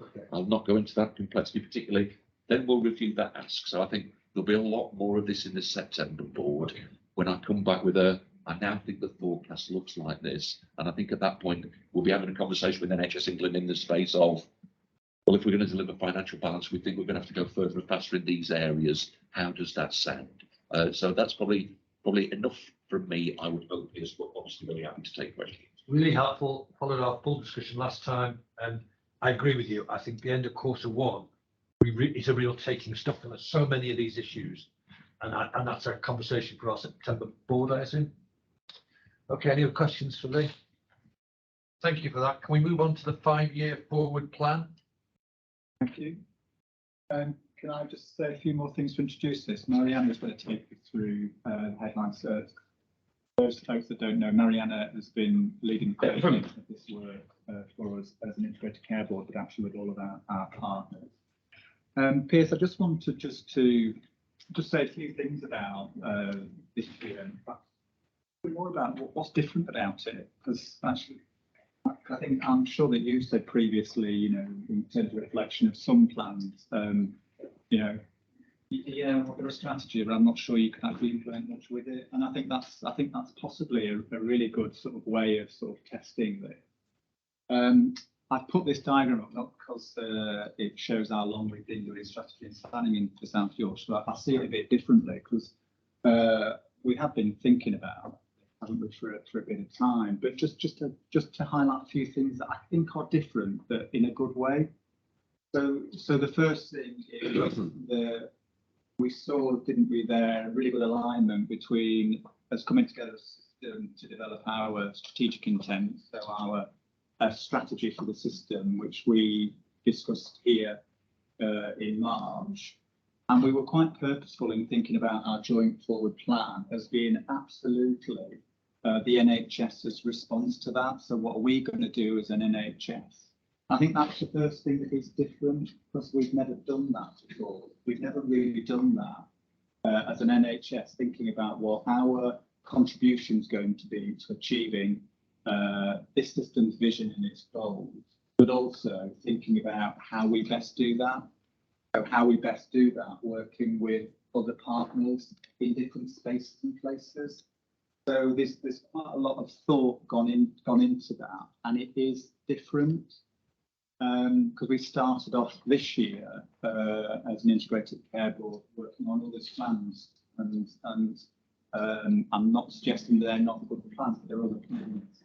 I think the other thing that's different is we've done it. We've done our joint forward plan, and indeed our South Yorkshire strategy, without there necessarily being a forward view nationally. It was actually the one that was done 5 years ago. So I think we sometimes are critical for having to always follow a national route, but actually on this occasion, we basically taken a look at a range of different things, which Marianne reminds us of, but also fundamentally we thought about what's most important for us and our people and communities in South Yorkshire, and the way I see that sort of timeline is it's giving us the time to engage with our people and our communities. It's given us the time to work with our staff and also leaders and partners to really think about what we need to do. So I think that whilst some may reflect on that, we've been doing strategy and planning for longer, I don't think we have. I think we've been engaging with our patients and our communities. We've been actually really thinking quite thoughtfully about what we need to do and what we need to do where. But all importantly, and I think Emma, you mentioned it, the importance of building relationships wherever they are, whether they're with our communities or indeed between organisations and indeed partnerships. So I think that's given us a bit of time to do that. And therefore, the plan that Marianna's going to pull out the headlines of today, which is in your pack, is the reflection really of all of that. There's loads of unknowns in it. There's tons of unknowns. We've taken a bit of a punt in some ways, and there are some things that we really need to do. So I think unashamedly, you'll see language like recovery, which we've had different feedback on. But I think the recognition that I think we've talked about it a number of times here, and Gavin reflected on it, we are coming out of the pandemic, which has had a huge impact in lots of different ways, both on communities and on health and care services and others. So it felt right to recognise that. We're still dealing with the effects of it in terms of the delivery of our health and care services as well. So there's an element of our plan which is really thinking about, how we get behind some of that. But there's an element that is also looking further afield, so more transformative stuff. Some of that is really near. Virtual wards is just one small example, but a really, really important example about how we really support people in their homes and in our communities. And there's tons of that, and some of that is really transformative. But the other thing is really not taking our eye off the ball in terms of health inequalities, and therefore how we absolutely are committed to both getting alongside other partners that can influence that, but also really understanding what we can do as an NHS, either an NHS together or working with others to really, really make sure that longer term goal actually gets closer, and we absolutely don't lose the thread on it, because we are committed as an organisation to eliminate health inequality. So everything that we say and do absolutely has to reflect that commitment, because if we don't judge it for ourselves, our patients and communities will judge it. But also the partners that we've committed to getting alongside will also judge it as well. So it's a bit of a spiel, but I just wanted to set that context. We do see the draft of our plan that's shared as an engagement draft, but we recognise that actually it's been quite a challenging time to do this sort of stuff. But there has been massive commitment from all of our partners to engage in this, I have to say. So we wanted to have an engagement draft so we can actually take further feedback on it over the summer. So that's the commitment we made. Notwithstanding the engagement work, and there is a full report of our engagement thus far, which builds obviously on our engagement with the integrated care strategy. That will not end, that just continues, because our plan is a plan for the NHS and what we're going to do. But actually there's many different NHS partners when we think about the local authorities, voluntary sector and others well with. So in that sense, different as well.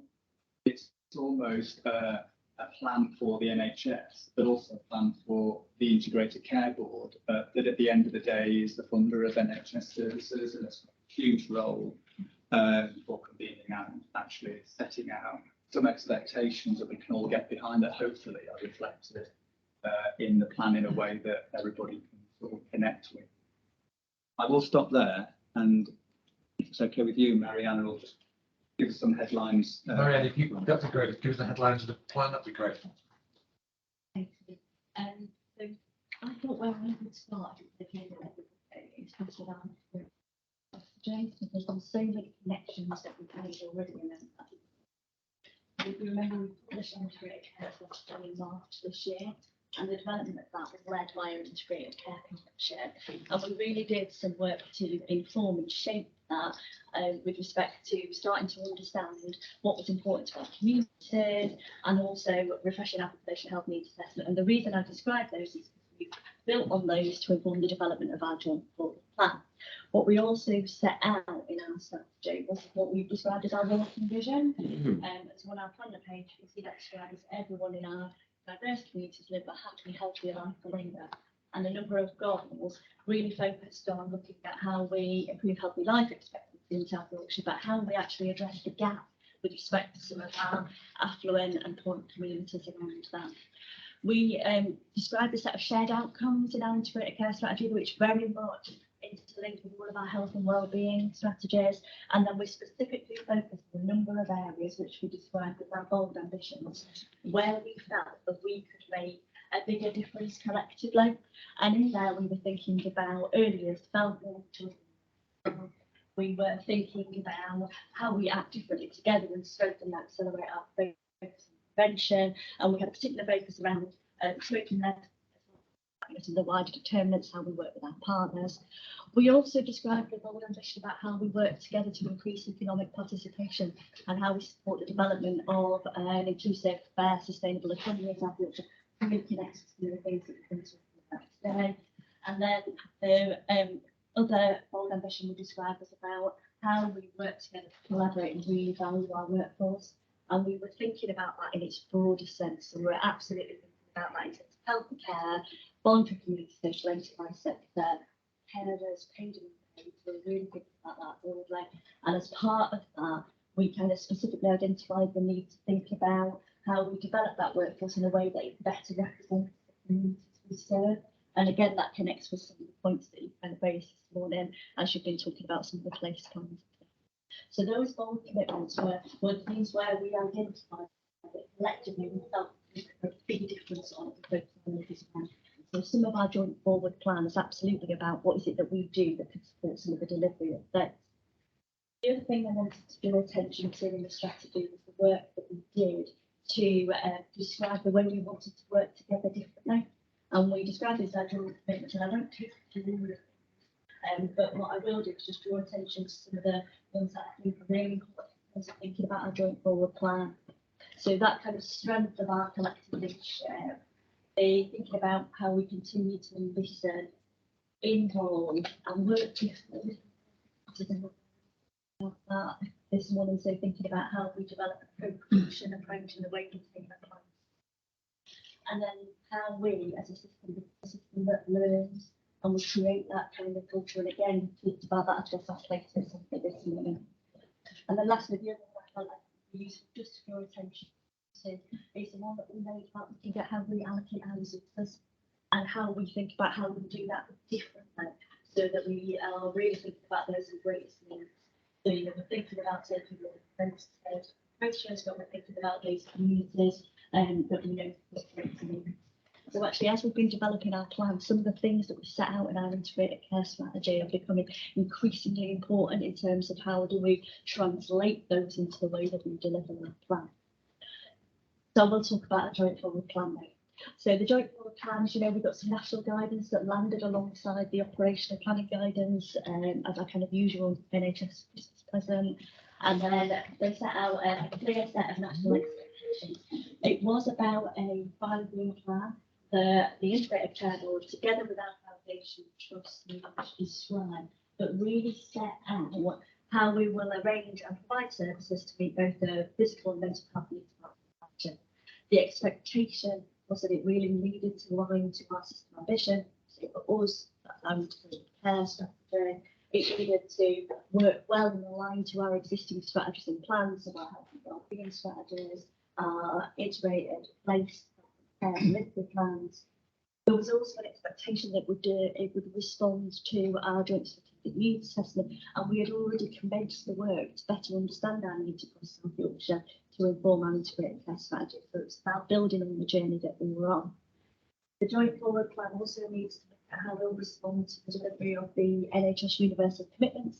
They're the things that we really need to plan, and how as a system we will deliver our core purpose of an ICS, as well as dispatch some of the legislative requirements. And there was a list of legislative requirements.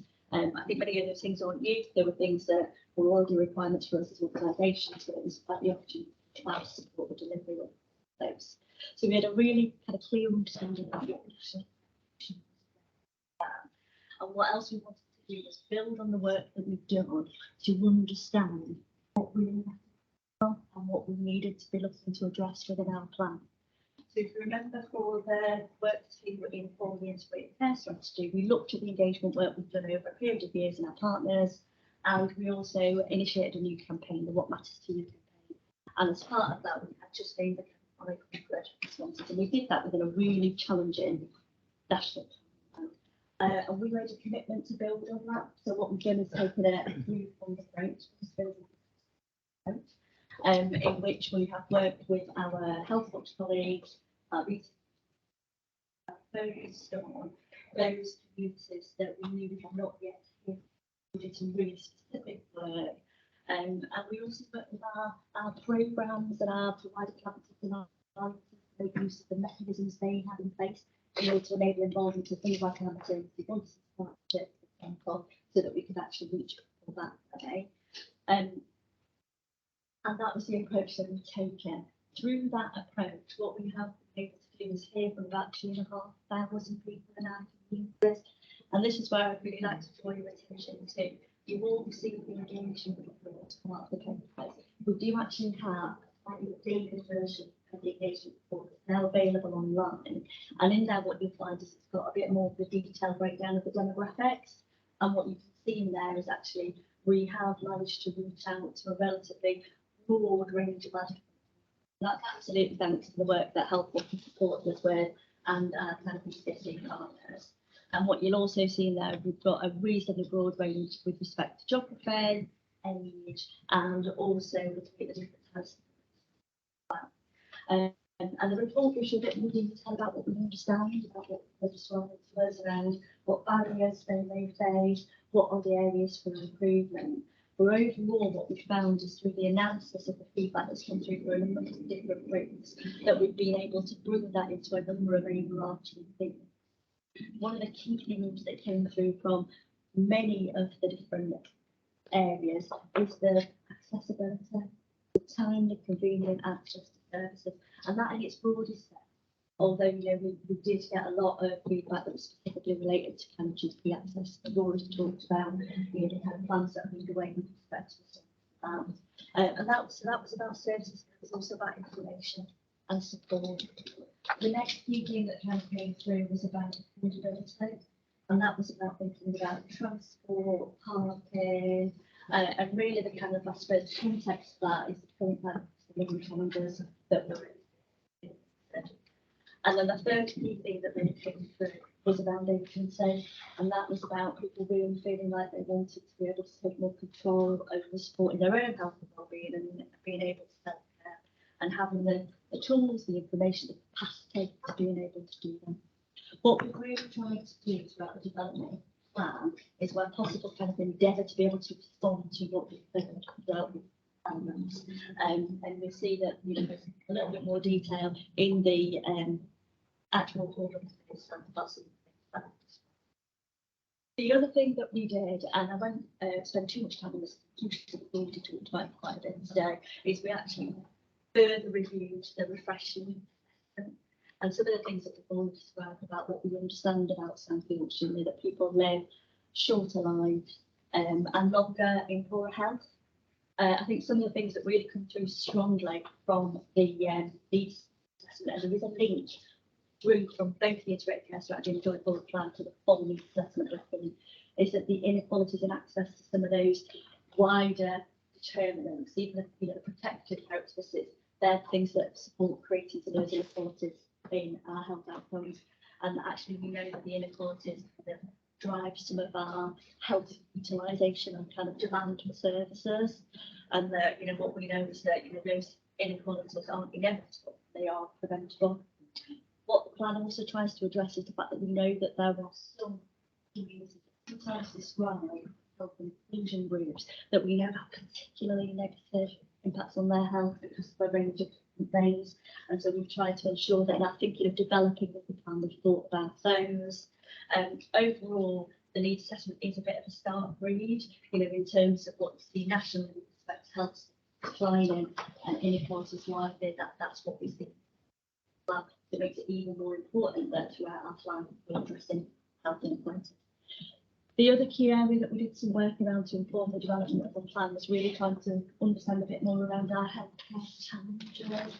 So there's some illustrations within the plan that are really about some of the ways that our challenges are manifested in the system. So some of the delays in the A&E handovers, some of the challenges with mental health. So, you know, the waiting times for placements, also things like the challenges around our elective cancer waiting times and pressures in primary care. It's not to give a flavour of challenges that we've got in the system and the things that we know we need to address in our plan. So in terms of the approach that we took, look, all of the things that we've described, you know, what we know about people, the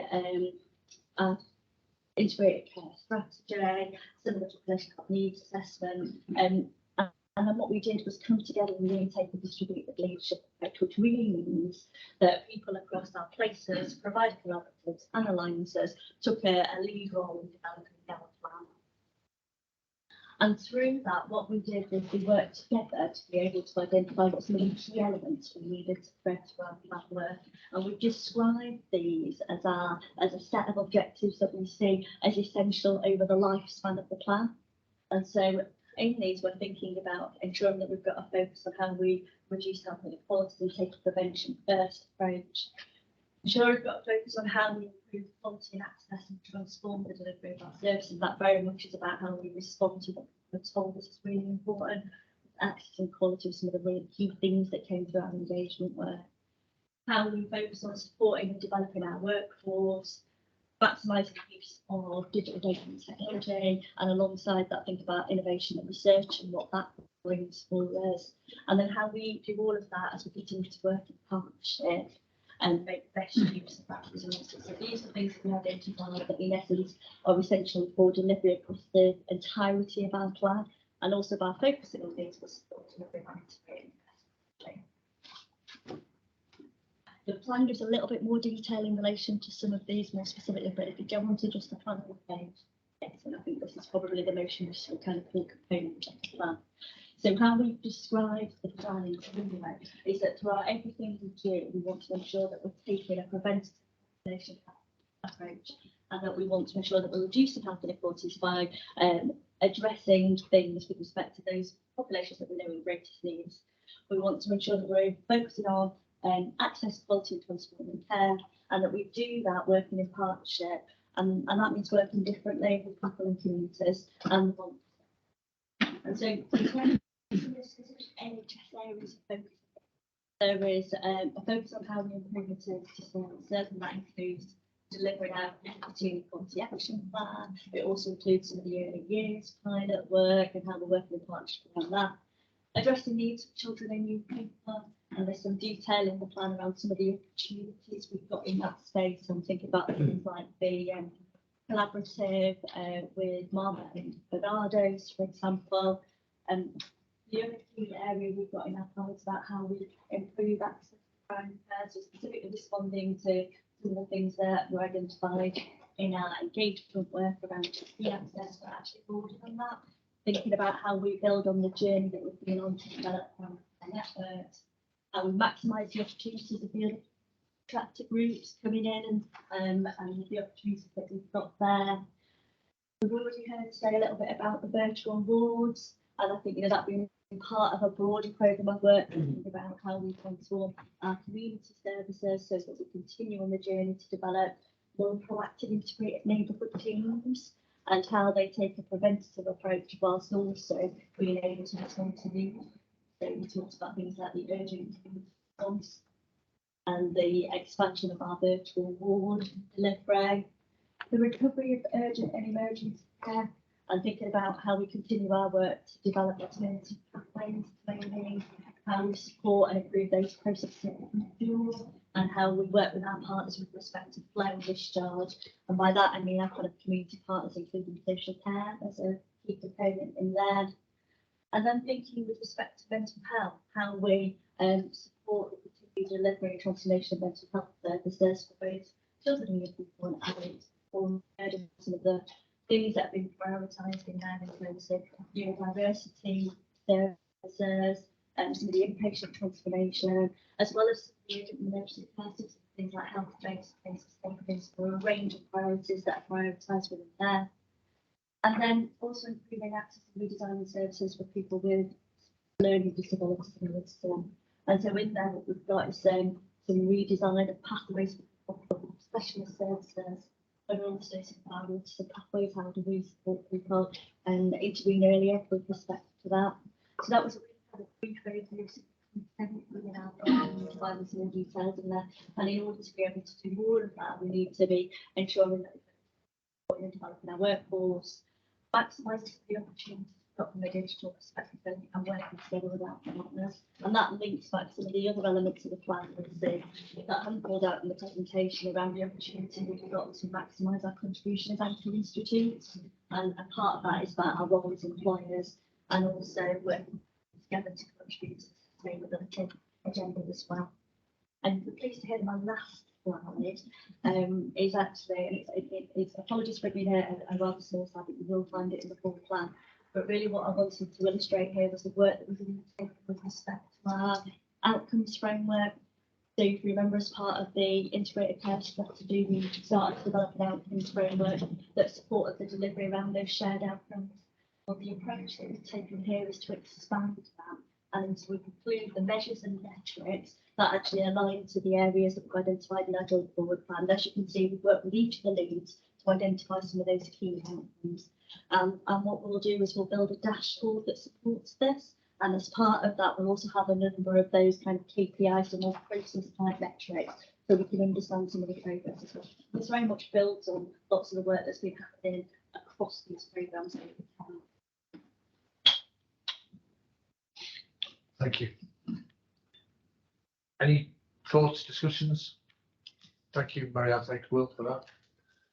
Do you have any? Quick one, I think one, just to thank Marianne. I think for when he's done this huge amount of work, massively taken. I know lots of people contributed to the job. So thank you. I think that there was just something about,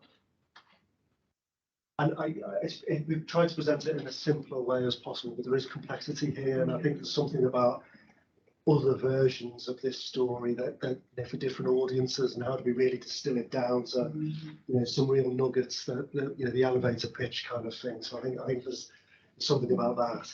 I think the final point is around the outcomes framework. I think it'd be really good at some point to bring to the board a sight of that, a bit of detail, because it's probably too much detail, but there's something in terms of seeing it. And I'm conscious, Shirley, of your point before about it's great having a plan, but what's it actually delivering? You said it much more politely than that.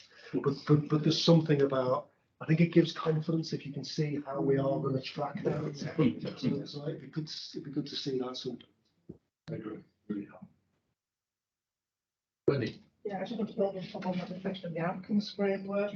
And I'm fully aware that the Care Quality Commission in their inspection of both system and social care are really building on the think local, act personal INV statements, whereby it's not just about the things that we're going to do, but it's how the beneficiaries of those efforts experience that improvement.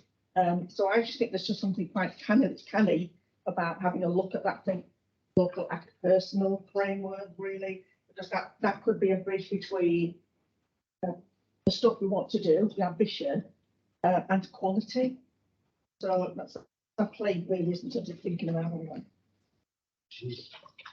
I think it's really good. I'm just conscious that in the past we've had joint needs assessment framework strategies and plans at local level, and I think the thing that it's an absolutely brilliant piece of work. I just want to put a caveat in there around elected members, health and wellbeing boards, all of those, because at times it's felt like we've had a plan, but then there's been other plans at place, and that connection between those plans. And I think it goes back to Gavin's point around audience and those different cohorts of audience, and maybe distilling that down in a way that says, actually, how does this map alongside health and wellbeing boards, aspirations, designs, how does this map against elected members right across the political spectrum?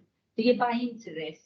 Because actually, if we don't get that wider buy-in, we can try and achieve this as much as we want, but as we've already said, actually, in terms of the wider determinants of health from an economic perspective, from a political perspective, from an environmental perspective, and I know it seems like a huge task, but I suppose my plea on this is, let's get this out in an accessible way to different audiences so that they can buy into it as part of their work. I'd like to be able to see elected members across the region get this plan and advocate for it, and that's the difference. I think in the past we've had stuff, but then it's kind of got siloed because people are coming at it from different perspectives. And there's a huge amount of brilliant work that's gone into this. You can see it in different levels across the region, across the different sectors. But I'm just thinking about, going back to Shirley's point about the communities. We've talked a lot about community engagement. Actually, we need to box clever.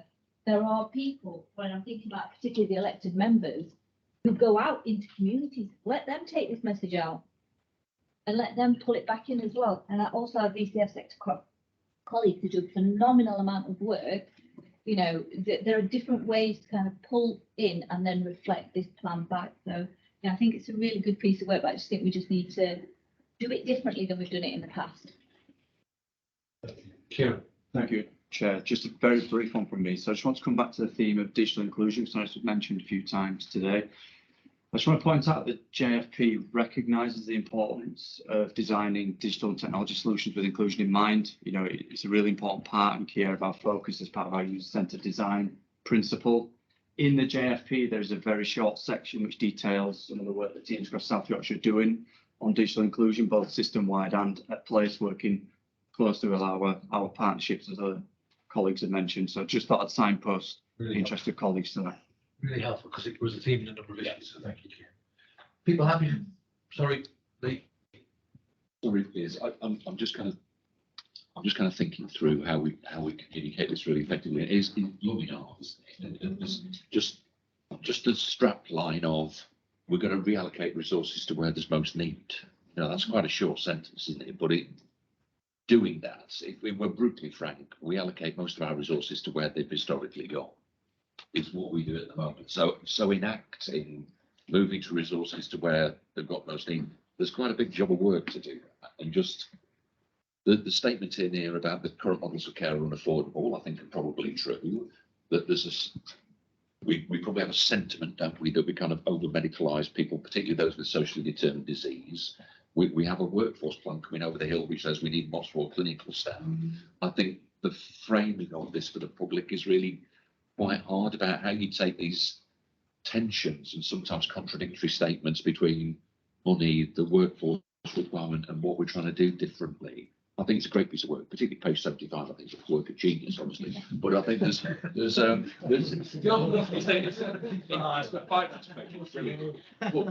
think the framing of this in the current context is just really hard. So I'm just thinking through how do we engage really well with the document. I think the document's great, but I think it's just really hard at the moment, the framing. Emma. I think that's why it has to really be embedded in place, as you say.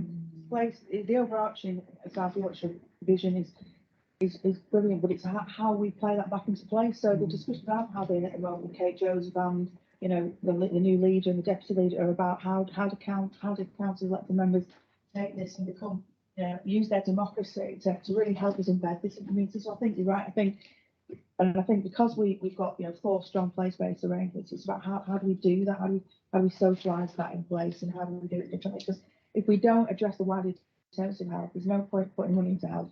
So this is absolutely fundamental that we start to really think differently. So I think you're right. There's a lot of people who can help us with those messages that we haven't utilised or helped us before, that we really need to think about. But I do think that's where we need to get that grit really in place. Yeah, please. So obviously in the Mayoral Combined Authority, all of us doing the Health Inequalities Advisory Panel, and that whole kind of movement building around health inequalities from a Mayoral Combined Authority perspective. And this kind of in some ways reflects back to me again, that whole question, your point, Emma, about, okay, we've got a desire to do something differently, but what does that look like at the place-based level? How do we ensure that nervousness around the place, where they're kind of going, hold on, we're doing some really good stuff in Rotherham, Doncaster, Sheffield and Barnsley. We want to learn from each other, but we don't want to lose that kind of local ability to do what we need to do for our local communities. And I think that stuff around, especially Lee's point about, oh, okay, well, we want to focus on need as opposed to where things have gone historically. That's where we've got to get the comms on this spot on. We've got to think differently about the communication, because this work feeds into that kind of wider aspirational stuff that the mayor's doing, but it also feeds into the kind of wider aspirational stuff that's happening politically that's happening in communities. And if we've got a sense of direction that you can then reflect back at people that, look, we're all pulling in the same direction. It's hard, it's complex, might take us a long time to get there, but we're all on the same page. And I think that is going to be a key lever for all of this. That's a really important point. That message of that it is utterly consistent with what we're trying to do everywhere. We've got to get a comms plan out that looks like, feels like that. Does that make sense? We'll finish up with you. Right, thank you. I think there is a bit more work to do, which is why we want this to be seen as an engagement draft. I agree. So, we want the opportunity, for more feedback on it. And then we can actually do a bit more thinking and learning from others about how we best communicate this. I don't want to lose the thread of, though, communicating this is about going to others in their space and communicating it in a way that they translated it. And I think about that in terms of what that means in relation to health and care plans, because they are an expression of how we think that we need to articulate how we want to deliver for a particular part of our community. So there's something about that. And we do need to be able to distill this down in simple terms as well. I mean, and there is some articulation of that in the plan. So if you look in WS Forward and if you look at Beyond, essentially, if it's our people and community, the strongest message they've said is that the strongest message our people and community have given is recover access and quality of your services. That's the clearest message. I think where we've added on to that is, and we need to do that equitably. We've got to really think about health inequalities when we're doing. And then the other thing would be about prevention first, so thinking about, and in its broadest sense, and actually being quite creative about that. So that is again about learning from others, including people and community. And then, it would be that focus on health inequalities for now in the longer term. And all I'm doing is actually just telling you what's in the plan. And then the other thing would be actually then really get behind the sort of transforming for future generations. Actually, they're the three things really that will be Well, I agree with that, and I think that's what we need to see writ large in what we publicly communicate. Because you're right, we can talk here, and we have done properly, about health inequalities, because it matters passionately to us. Our public are saying to us, when can I get to see a GP quickly? What's my waiting times like?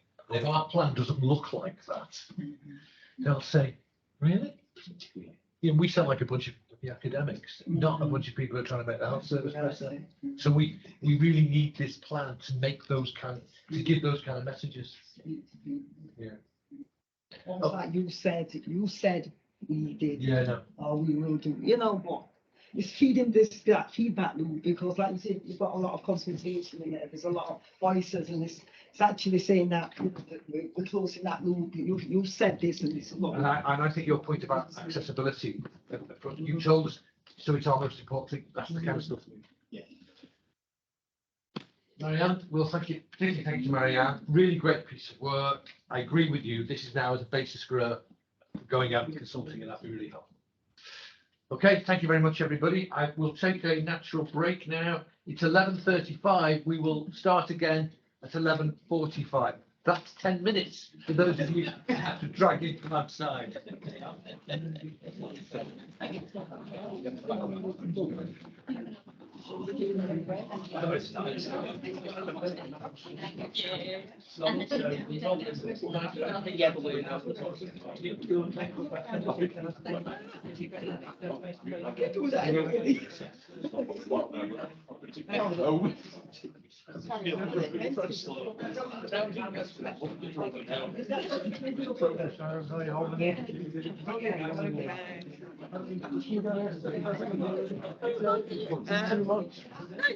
It was really good. It was, I mean, there is a lot. I didn't understand all the different people that were saying that, like, they worked like so many days. Were they all in a different position?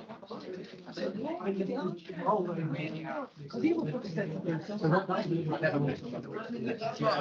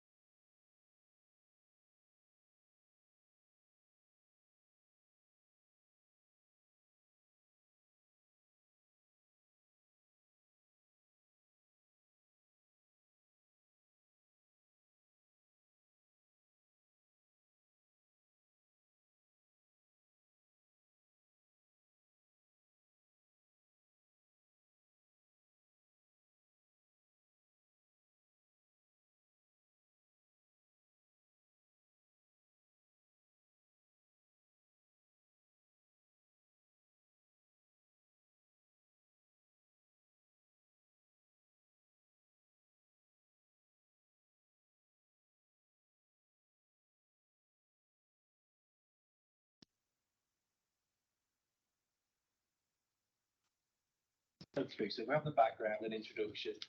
The key thing is we were having 3 phases. There's an organisational design phase, which we're just completing, which this summarises. We then move into an organisational change process, which is down from July to September to December. But I just have to note there's a caveat, Christine, around approval for exit schemes from the Department of Health. Is that right?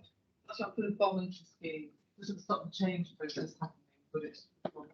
So just a caveat there in terms of just a parameter we'll have to work to. So can I just make sure I understand that? So we've sent a voluntary scheme through to the department for their approval. We have to wait for that before we can act on it, but we keep doing our work until that time. Which is just to flag that up, but our planning assumption is that we'll commence late July, early August will be the start of that phase. That's our current planning assumption. Have we had any feedback from the centre as to when they might opine on what we have said? I haven't caught up since being off. Okay. Yes, we may. Okay. There's nothing we're aware of at this moment. I mean, part of my reason for saying that is if I can push anybody or kick anybody, if it would help, I'm happy to do that. Because in a sense, we did talk earlier, rightly in my view, about giving our staff as much certainty as early as we could, which is what we don't want. So if it needs any pushing, just let me know. That's very helpful, Jeff. Thank you. So, but just to reiterate, our planning assumption is we'd start organisational change process. The HR process is involved in that. We'd start early August. That takes us through to December, and then that would leave us with a January to March run-in to implementing the new target operating model. So I won't go through the journey. I think we're all familiar with that. As part of this, you've had to really pare down to understand what an ICB actually is. And I know that sounds a really strange thing to say for a new organisation, but it hasn't always been clear. So there's a slide there which summarises what our purposes are, and going back to the legislation and our purpose and our vision. We've also pared it back to our aims, goals and aspirations and linked it through to our planning. The next slide just talks through our different roles. Sorry, have I got a question? No, it's just the slide. Sorry, Mark. I'm just whizzing through the slides. I wasn't going to go through them all, but it was the presentation. So I'm on the one entitled ICBR different roles. Thanks, Mark. So we just tried to pick it out as an employer, as a statutory body and health commissioner, and as a partner, and tried to pick out as part of those going through. There's a key thing in this is all changes which we propose have to be worked through with partners, because we have so many interactions. If we make changes, it will affect partners, so we need to really understand what we're doing. And the key feedback throughout this is sort of doing risk assessments of anything we're doing, working through. So the next slide is how do we add value. So it talks about us setting strategic direction, both system and place, allocating resources, oversight, assurance, accountability, and focus on people. So that'll be a key principle in our design phase. Just moving on then to the principles of our functional design. The principles we signed up as a board already, we signed up at a previous meeting, so it's just a really reminder. But those are the 8 key principles which we'll be working to. The next slide just summarises our journey, which is really important to understand. As 4 clinical commissioning groups come together with employment guarantees for all staff below board level. You probably would have made some changes at that point if you didn't have that guarantee. A new target operating model, which we implemented in October 2022. Not so far after that, we had the 30% reduction was sent to us as a requirement. And this is about having this new target operating model, which will now design to implement in one process, which will be implemented 1st of April 2021.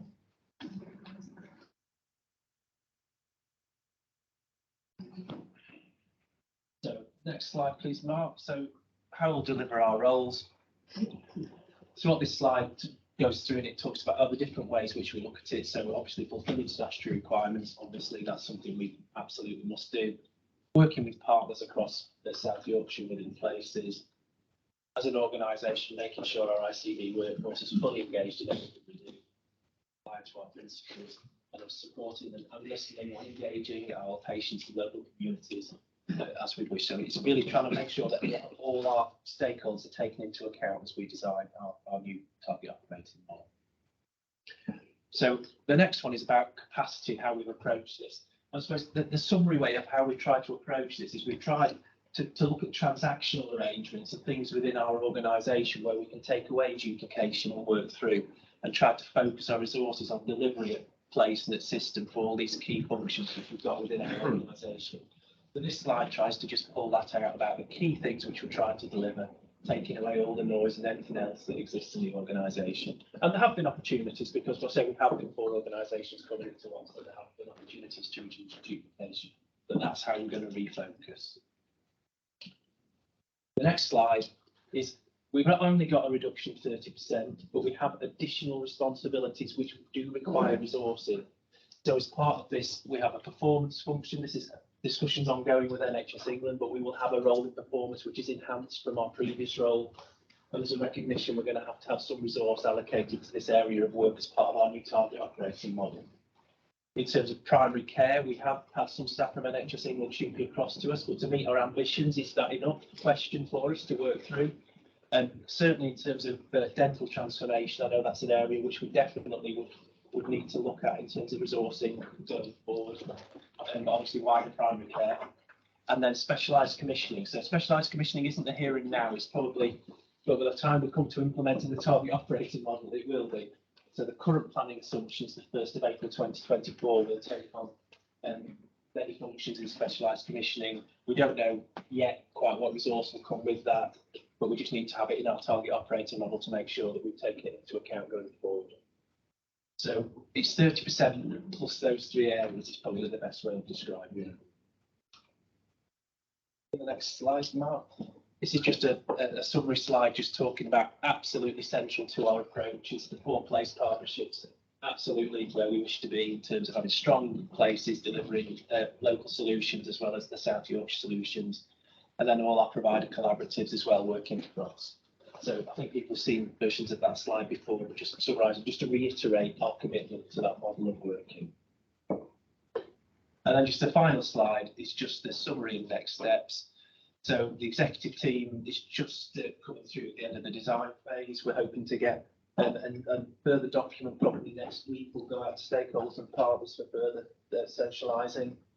The HR processes, sorry, Chris, I don't know if that's the right language, but the HR process we're hoping would commence early August, subject to approval. And then the management of change process will flow through from the October to December window with the January to March implementation phase. So that's just a summary, update and assurance to the board. I don't know if Lee and Christine have anything to add. So that's where we're at. I suppose the last thing I'd say is this is significant undertaking for the executive team, and I know Gavin's passionately we try to make sure it doesn't distract us from our work, but just to feed back to the board, it is a significant piece of work, and when we move into the next phase, it's going to be even more significant. So, and I think it's important the board understand that this is a huge chunk of work for the next 9 months of this year that we can't, that we have no choice in avoiding, and I think we all have to understand that, regardless of anything else. Yeah, just on that, I think there was a question from Lee, wasn't there, earlier on this. Think about the impact, what this organisation does, and if actually it's going to have to do that with less resource. I just think it's really helpful just to think about the work that is in there, Chris, isn't it? Is the work that we do and the flexibility that there is for us to do that work. So I think some of the mitigation of what our public are concerned on is really fundamentally in how organisations like ICB can actually be flexible in terms of how they work with partners and others, and just being really sort of like obvious about that. It's some of the work the commissioning organisations have done previously are duplicated by other organisations. So I'm not taking away the huge challenge that we've got, but actually I think it's really about sort of really stepping into that space of working in partnership, valuing the work that others do very well, and recognising that and seeing that as part of our core business is the only way I can see we'll get through it. The other thing I wanted just to express is because Chris talked about some new things that ICBs are responsible for either now or will be in the future to a greater or lesser degree. I just wanted to highlight something that's implicit in there, Chris, but not explicit, which is our work with local authorities and others across South Yorkshire and the combined authority. So, you know, in that new statutory joint committee that we have called the ICP, I think that is a new space, it's a new opportunity for us. And therefore, I know that you now are sort of we're thinking about how in our operating model do we really get behind that as well. So just I think just building on that, those areas of investment at the moment, we are working in a situation where the NHS England are out for consultation on their operating model, and then potentially are other areas of work that might be coming our way. So I think whilst I've identified 3, we are trying to keep a track of the impacts of that on the ICB and have that discussion back with the region. Yeah, and look, we just got to keep an eye on that. Yeah. I mean, you know, I think we talked last time about the devolution of performance management, but without any staff being attached to it. We've just got to be careful of that. We might have to resist it. And I've said before, and I'll say it again, that's fine on the performance management. But what I'm not having is our team providing information to the regional team at their behest. If they've devolved it to us, they can have our routine reports, then I've got other ones. If that's what they've agreed to do. It's not still their team, I suppose is the way I'd describe it.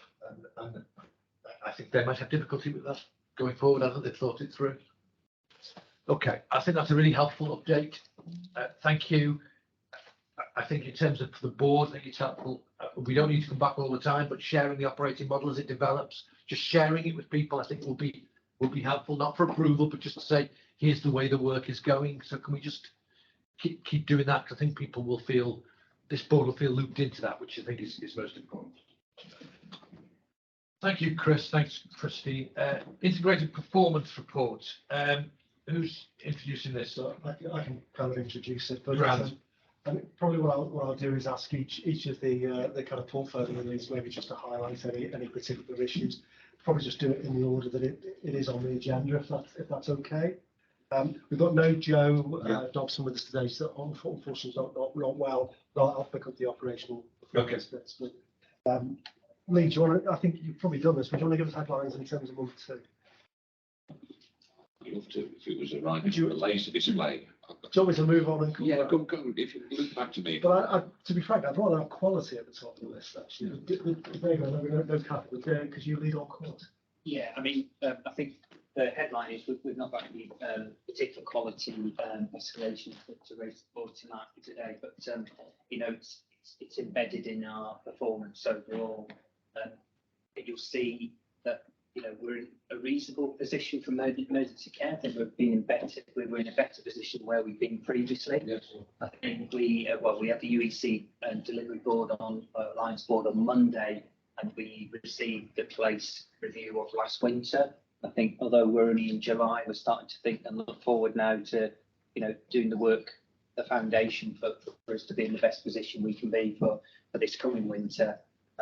So as Leslie highlighted, I chaired a discharge summit that we had in Doncaster Football Club, and I think it was a good day. I think that would be the single priority area that I think we've got work to do between now and really embedding that before the winter period. I probably wasn't going to say much more on that. As I said, that from wider quality measures, as I say, we continue to be challenged, and because, you know, obviously services are overwhelmed and we're recovering. But as I say, nothing specific to sort of pull out.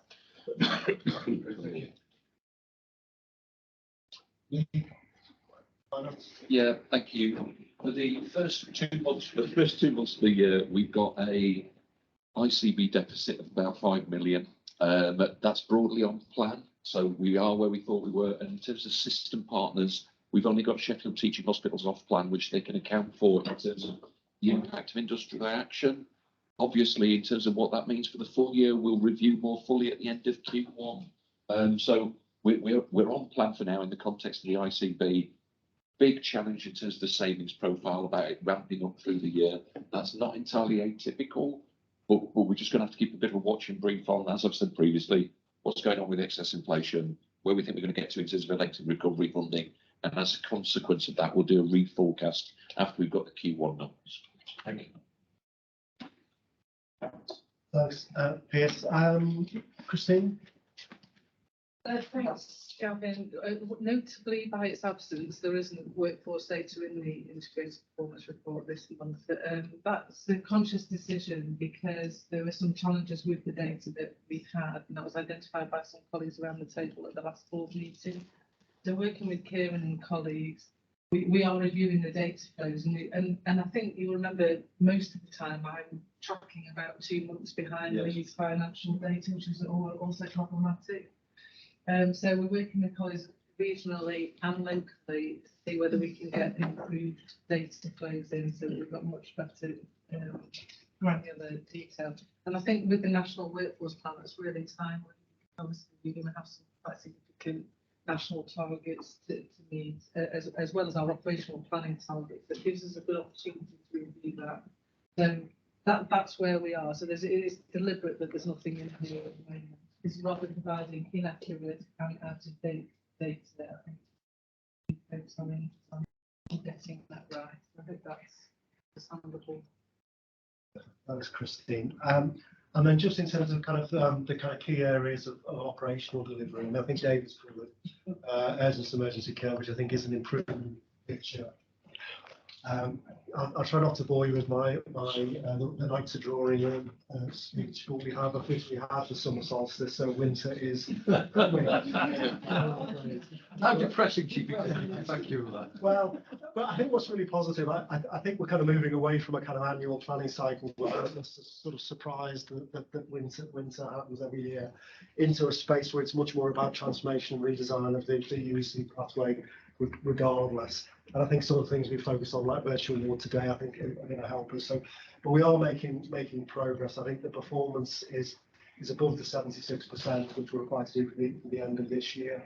Currently, we have more challenge later in the year. It's good to see ambulance handover weights coming down and long waits within the emergency departments coming down. There's still some challenges, I think, particularly Northern General and Doncaster Infirmary, but the general picture is we're moving into the right place.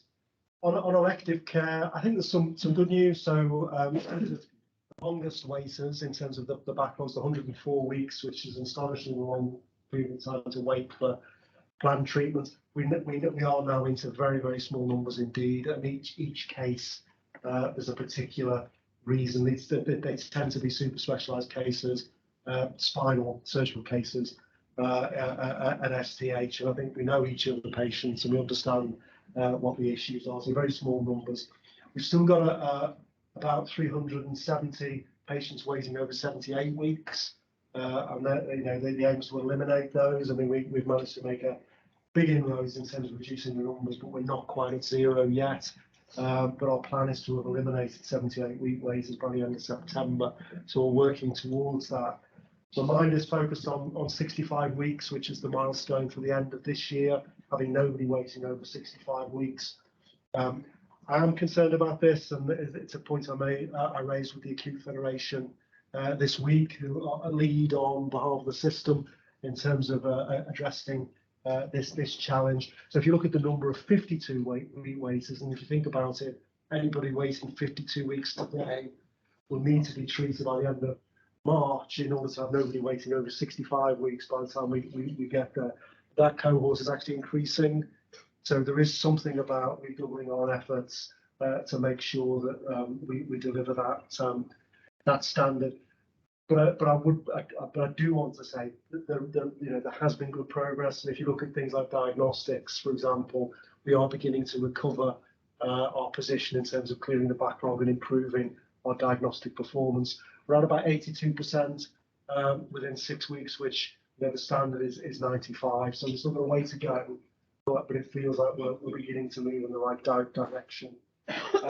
That's elective. On cancer care, again, progress is being made. If you take the headline measure of 62 days from referral to first treatment, about 8% of our patient tracking lists are waiting longer than 62 days. That's an improvement probably since the last meeting. We were at about 9 or 10%, so it's come down a bit.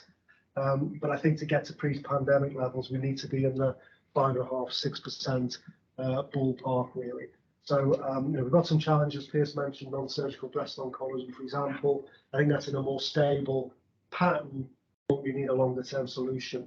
Obviously, industrial action does have an impact, both on elective, but sadly also on cancer, because not all cancer cases are picked up through the 2-week fast-track route. A lot of cancer cases are picked up incidentally from other types of outpatient activity which would have been affected. So we're making progress, but that's still a challenge. I think the final area I wanted to highlight was inappropriate out of area placements for people requiring mental health admission. It's still a challenge, and I think all of our places and providers are focused on that. They've got a particular challenge in Sheffield. Really pleased to see in Emma's plan, or the Sheffield Place plan, that focus on discharge, because it's not just, we tend to think about discharge delays being an acute hospital issue, but it's also a secondary care mental health issue as well. And if we can decompress our mental health beds, that's what's driving the need to have patients admitted elsewhere. So it's really good to see that focus in Sheffield particularly. There's probably the headlines, Chris. Thank you. Any questions on the performance? Thank you very much. Thank you, Gavin. Thank you, everybody. Item 15, corporate assurance report. Thank you, Chair. Well, it's quite an extensive report, but I will be quite short and snappy in a bit of a readout of the key items that are within it. The first thing I wanted to just thank is to thank Leslie for spotting a typo, which we corrected, and you might have seen a replacement to one small element of the report, which related to one of the risks. But I guess the things that I wanted to just tease out was, and you'll have noted from our annual report and the head of internal audit opinion, we've got work to do this year now in embedding and bringing to life our risk management framework. So I kind of make no apology for the fact that risk is and the risks are set out in the covering paper, and that's all part of our response to our audit improvement journey.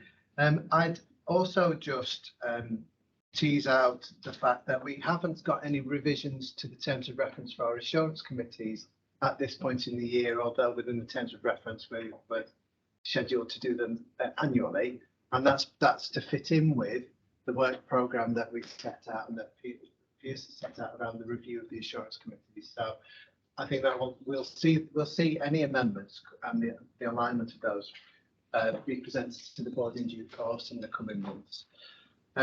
Quickly on corporate assurance activities, the register of interest is published and has been subject to internal and external audit.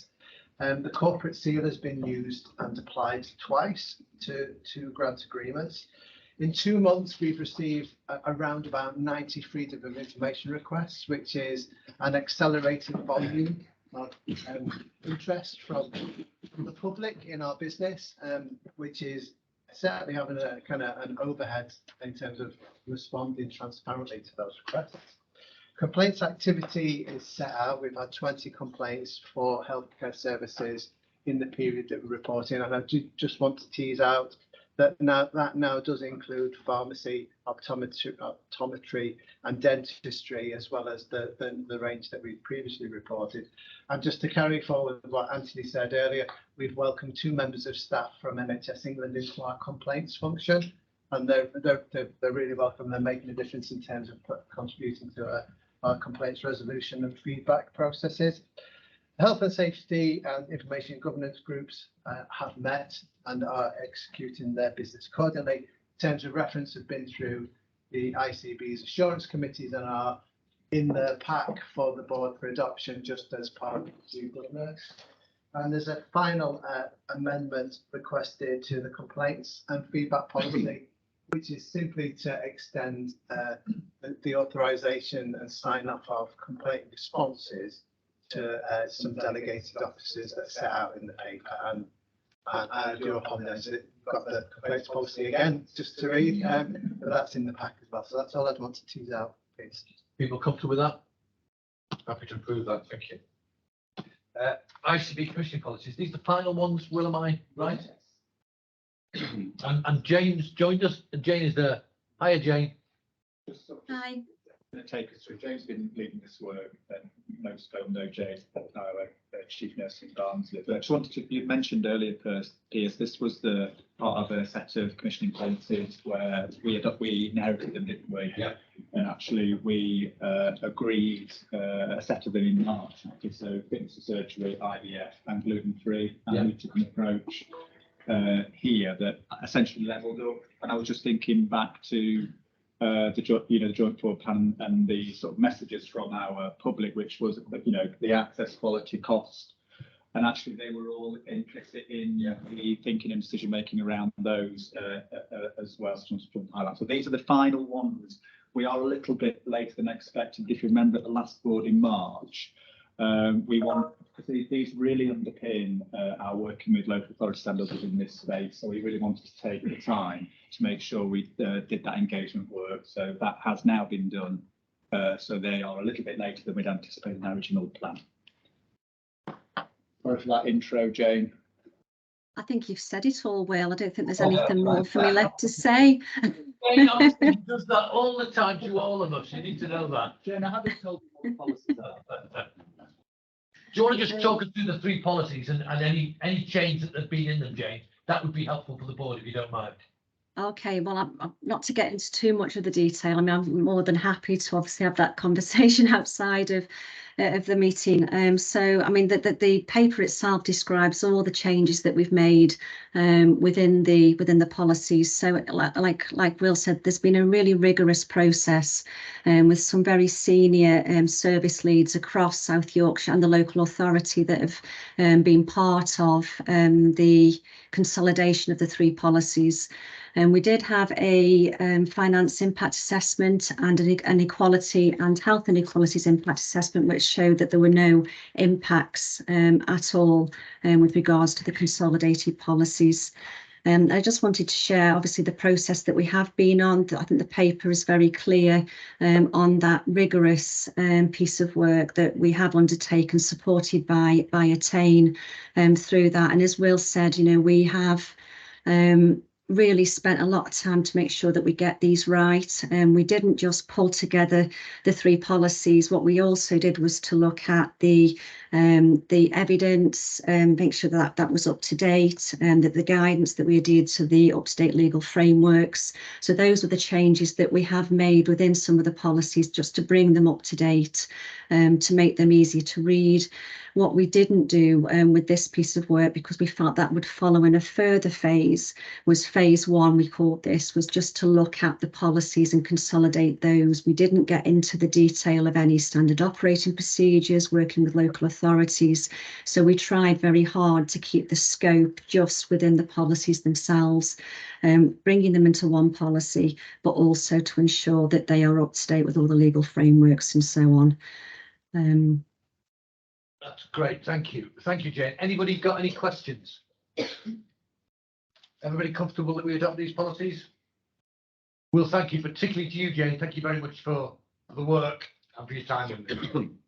Thank you. It was a whole group of people that were involved, Piers, but thank you. I'll pass the thanks on to them. Thanks to them as well, please, Jane, if you don't mind. Thank you. Thank you. Bye, everyone. Okay, we've now got items for information. ICB place committees. Anything people want to add from there? The assurance committees. Any assurance committee chair want to add anything? Thank you. That closes the meeting.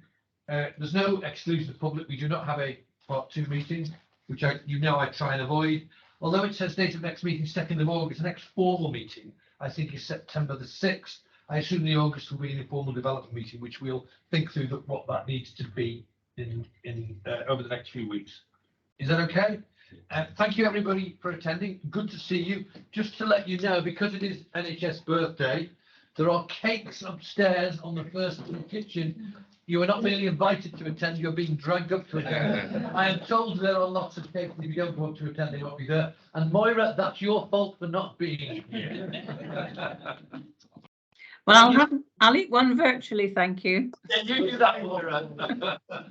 Okay, thank you very much, everybody. We will be dragged upstairs in a minute. Thank you.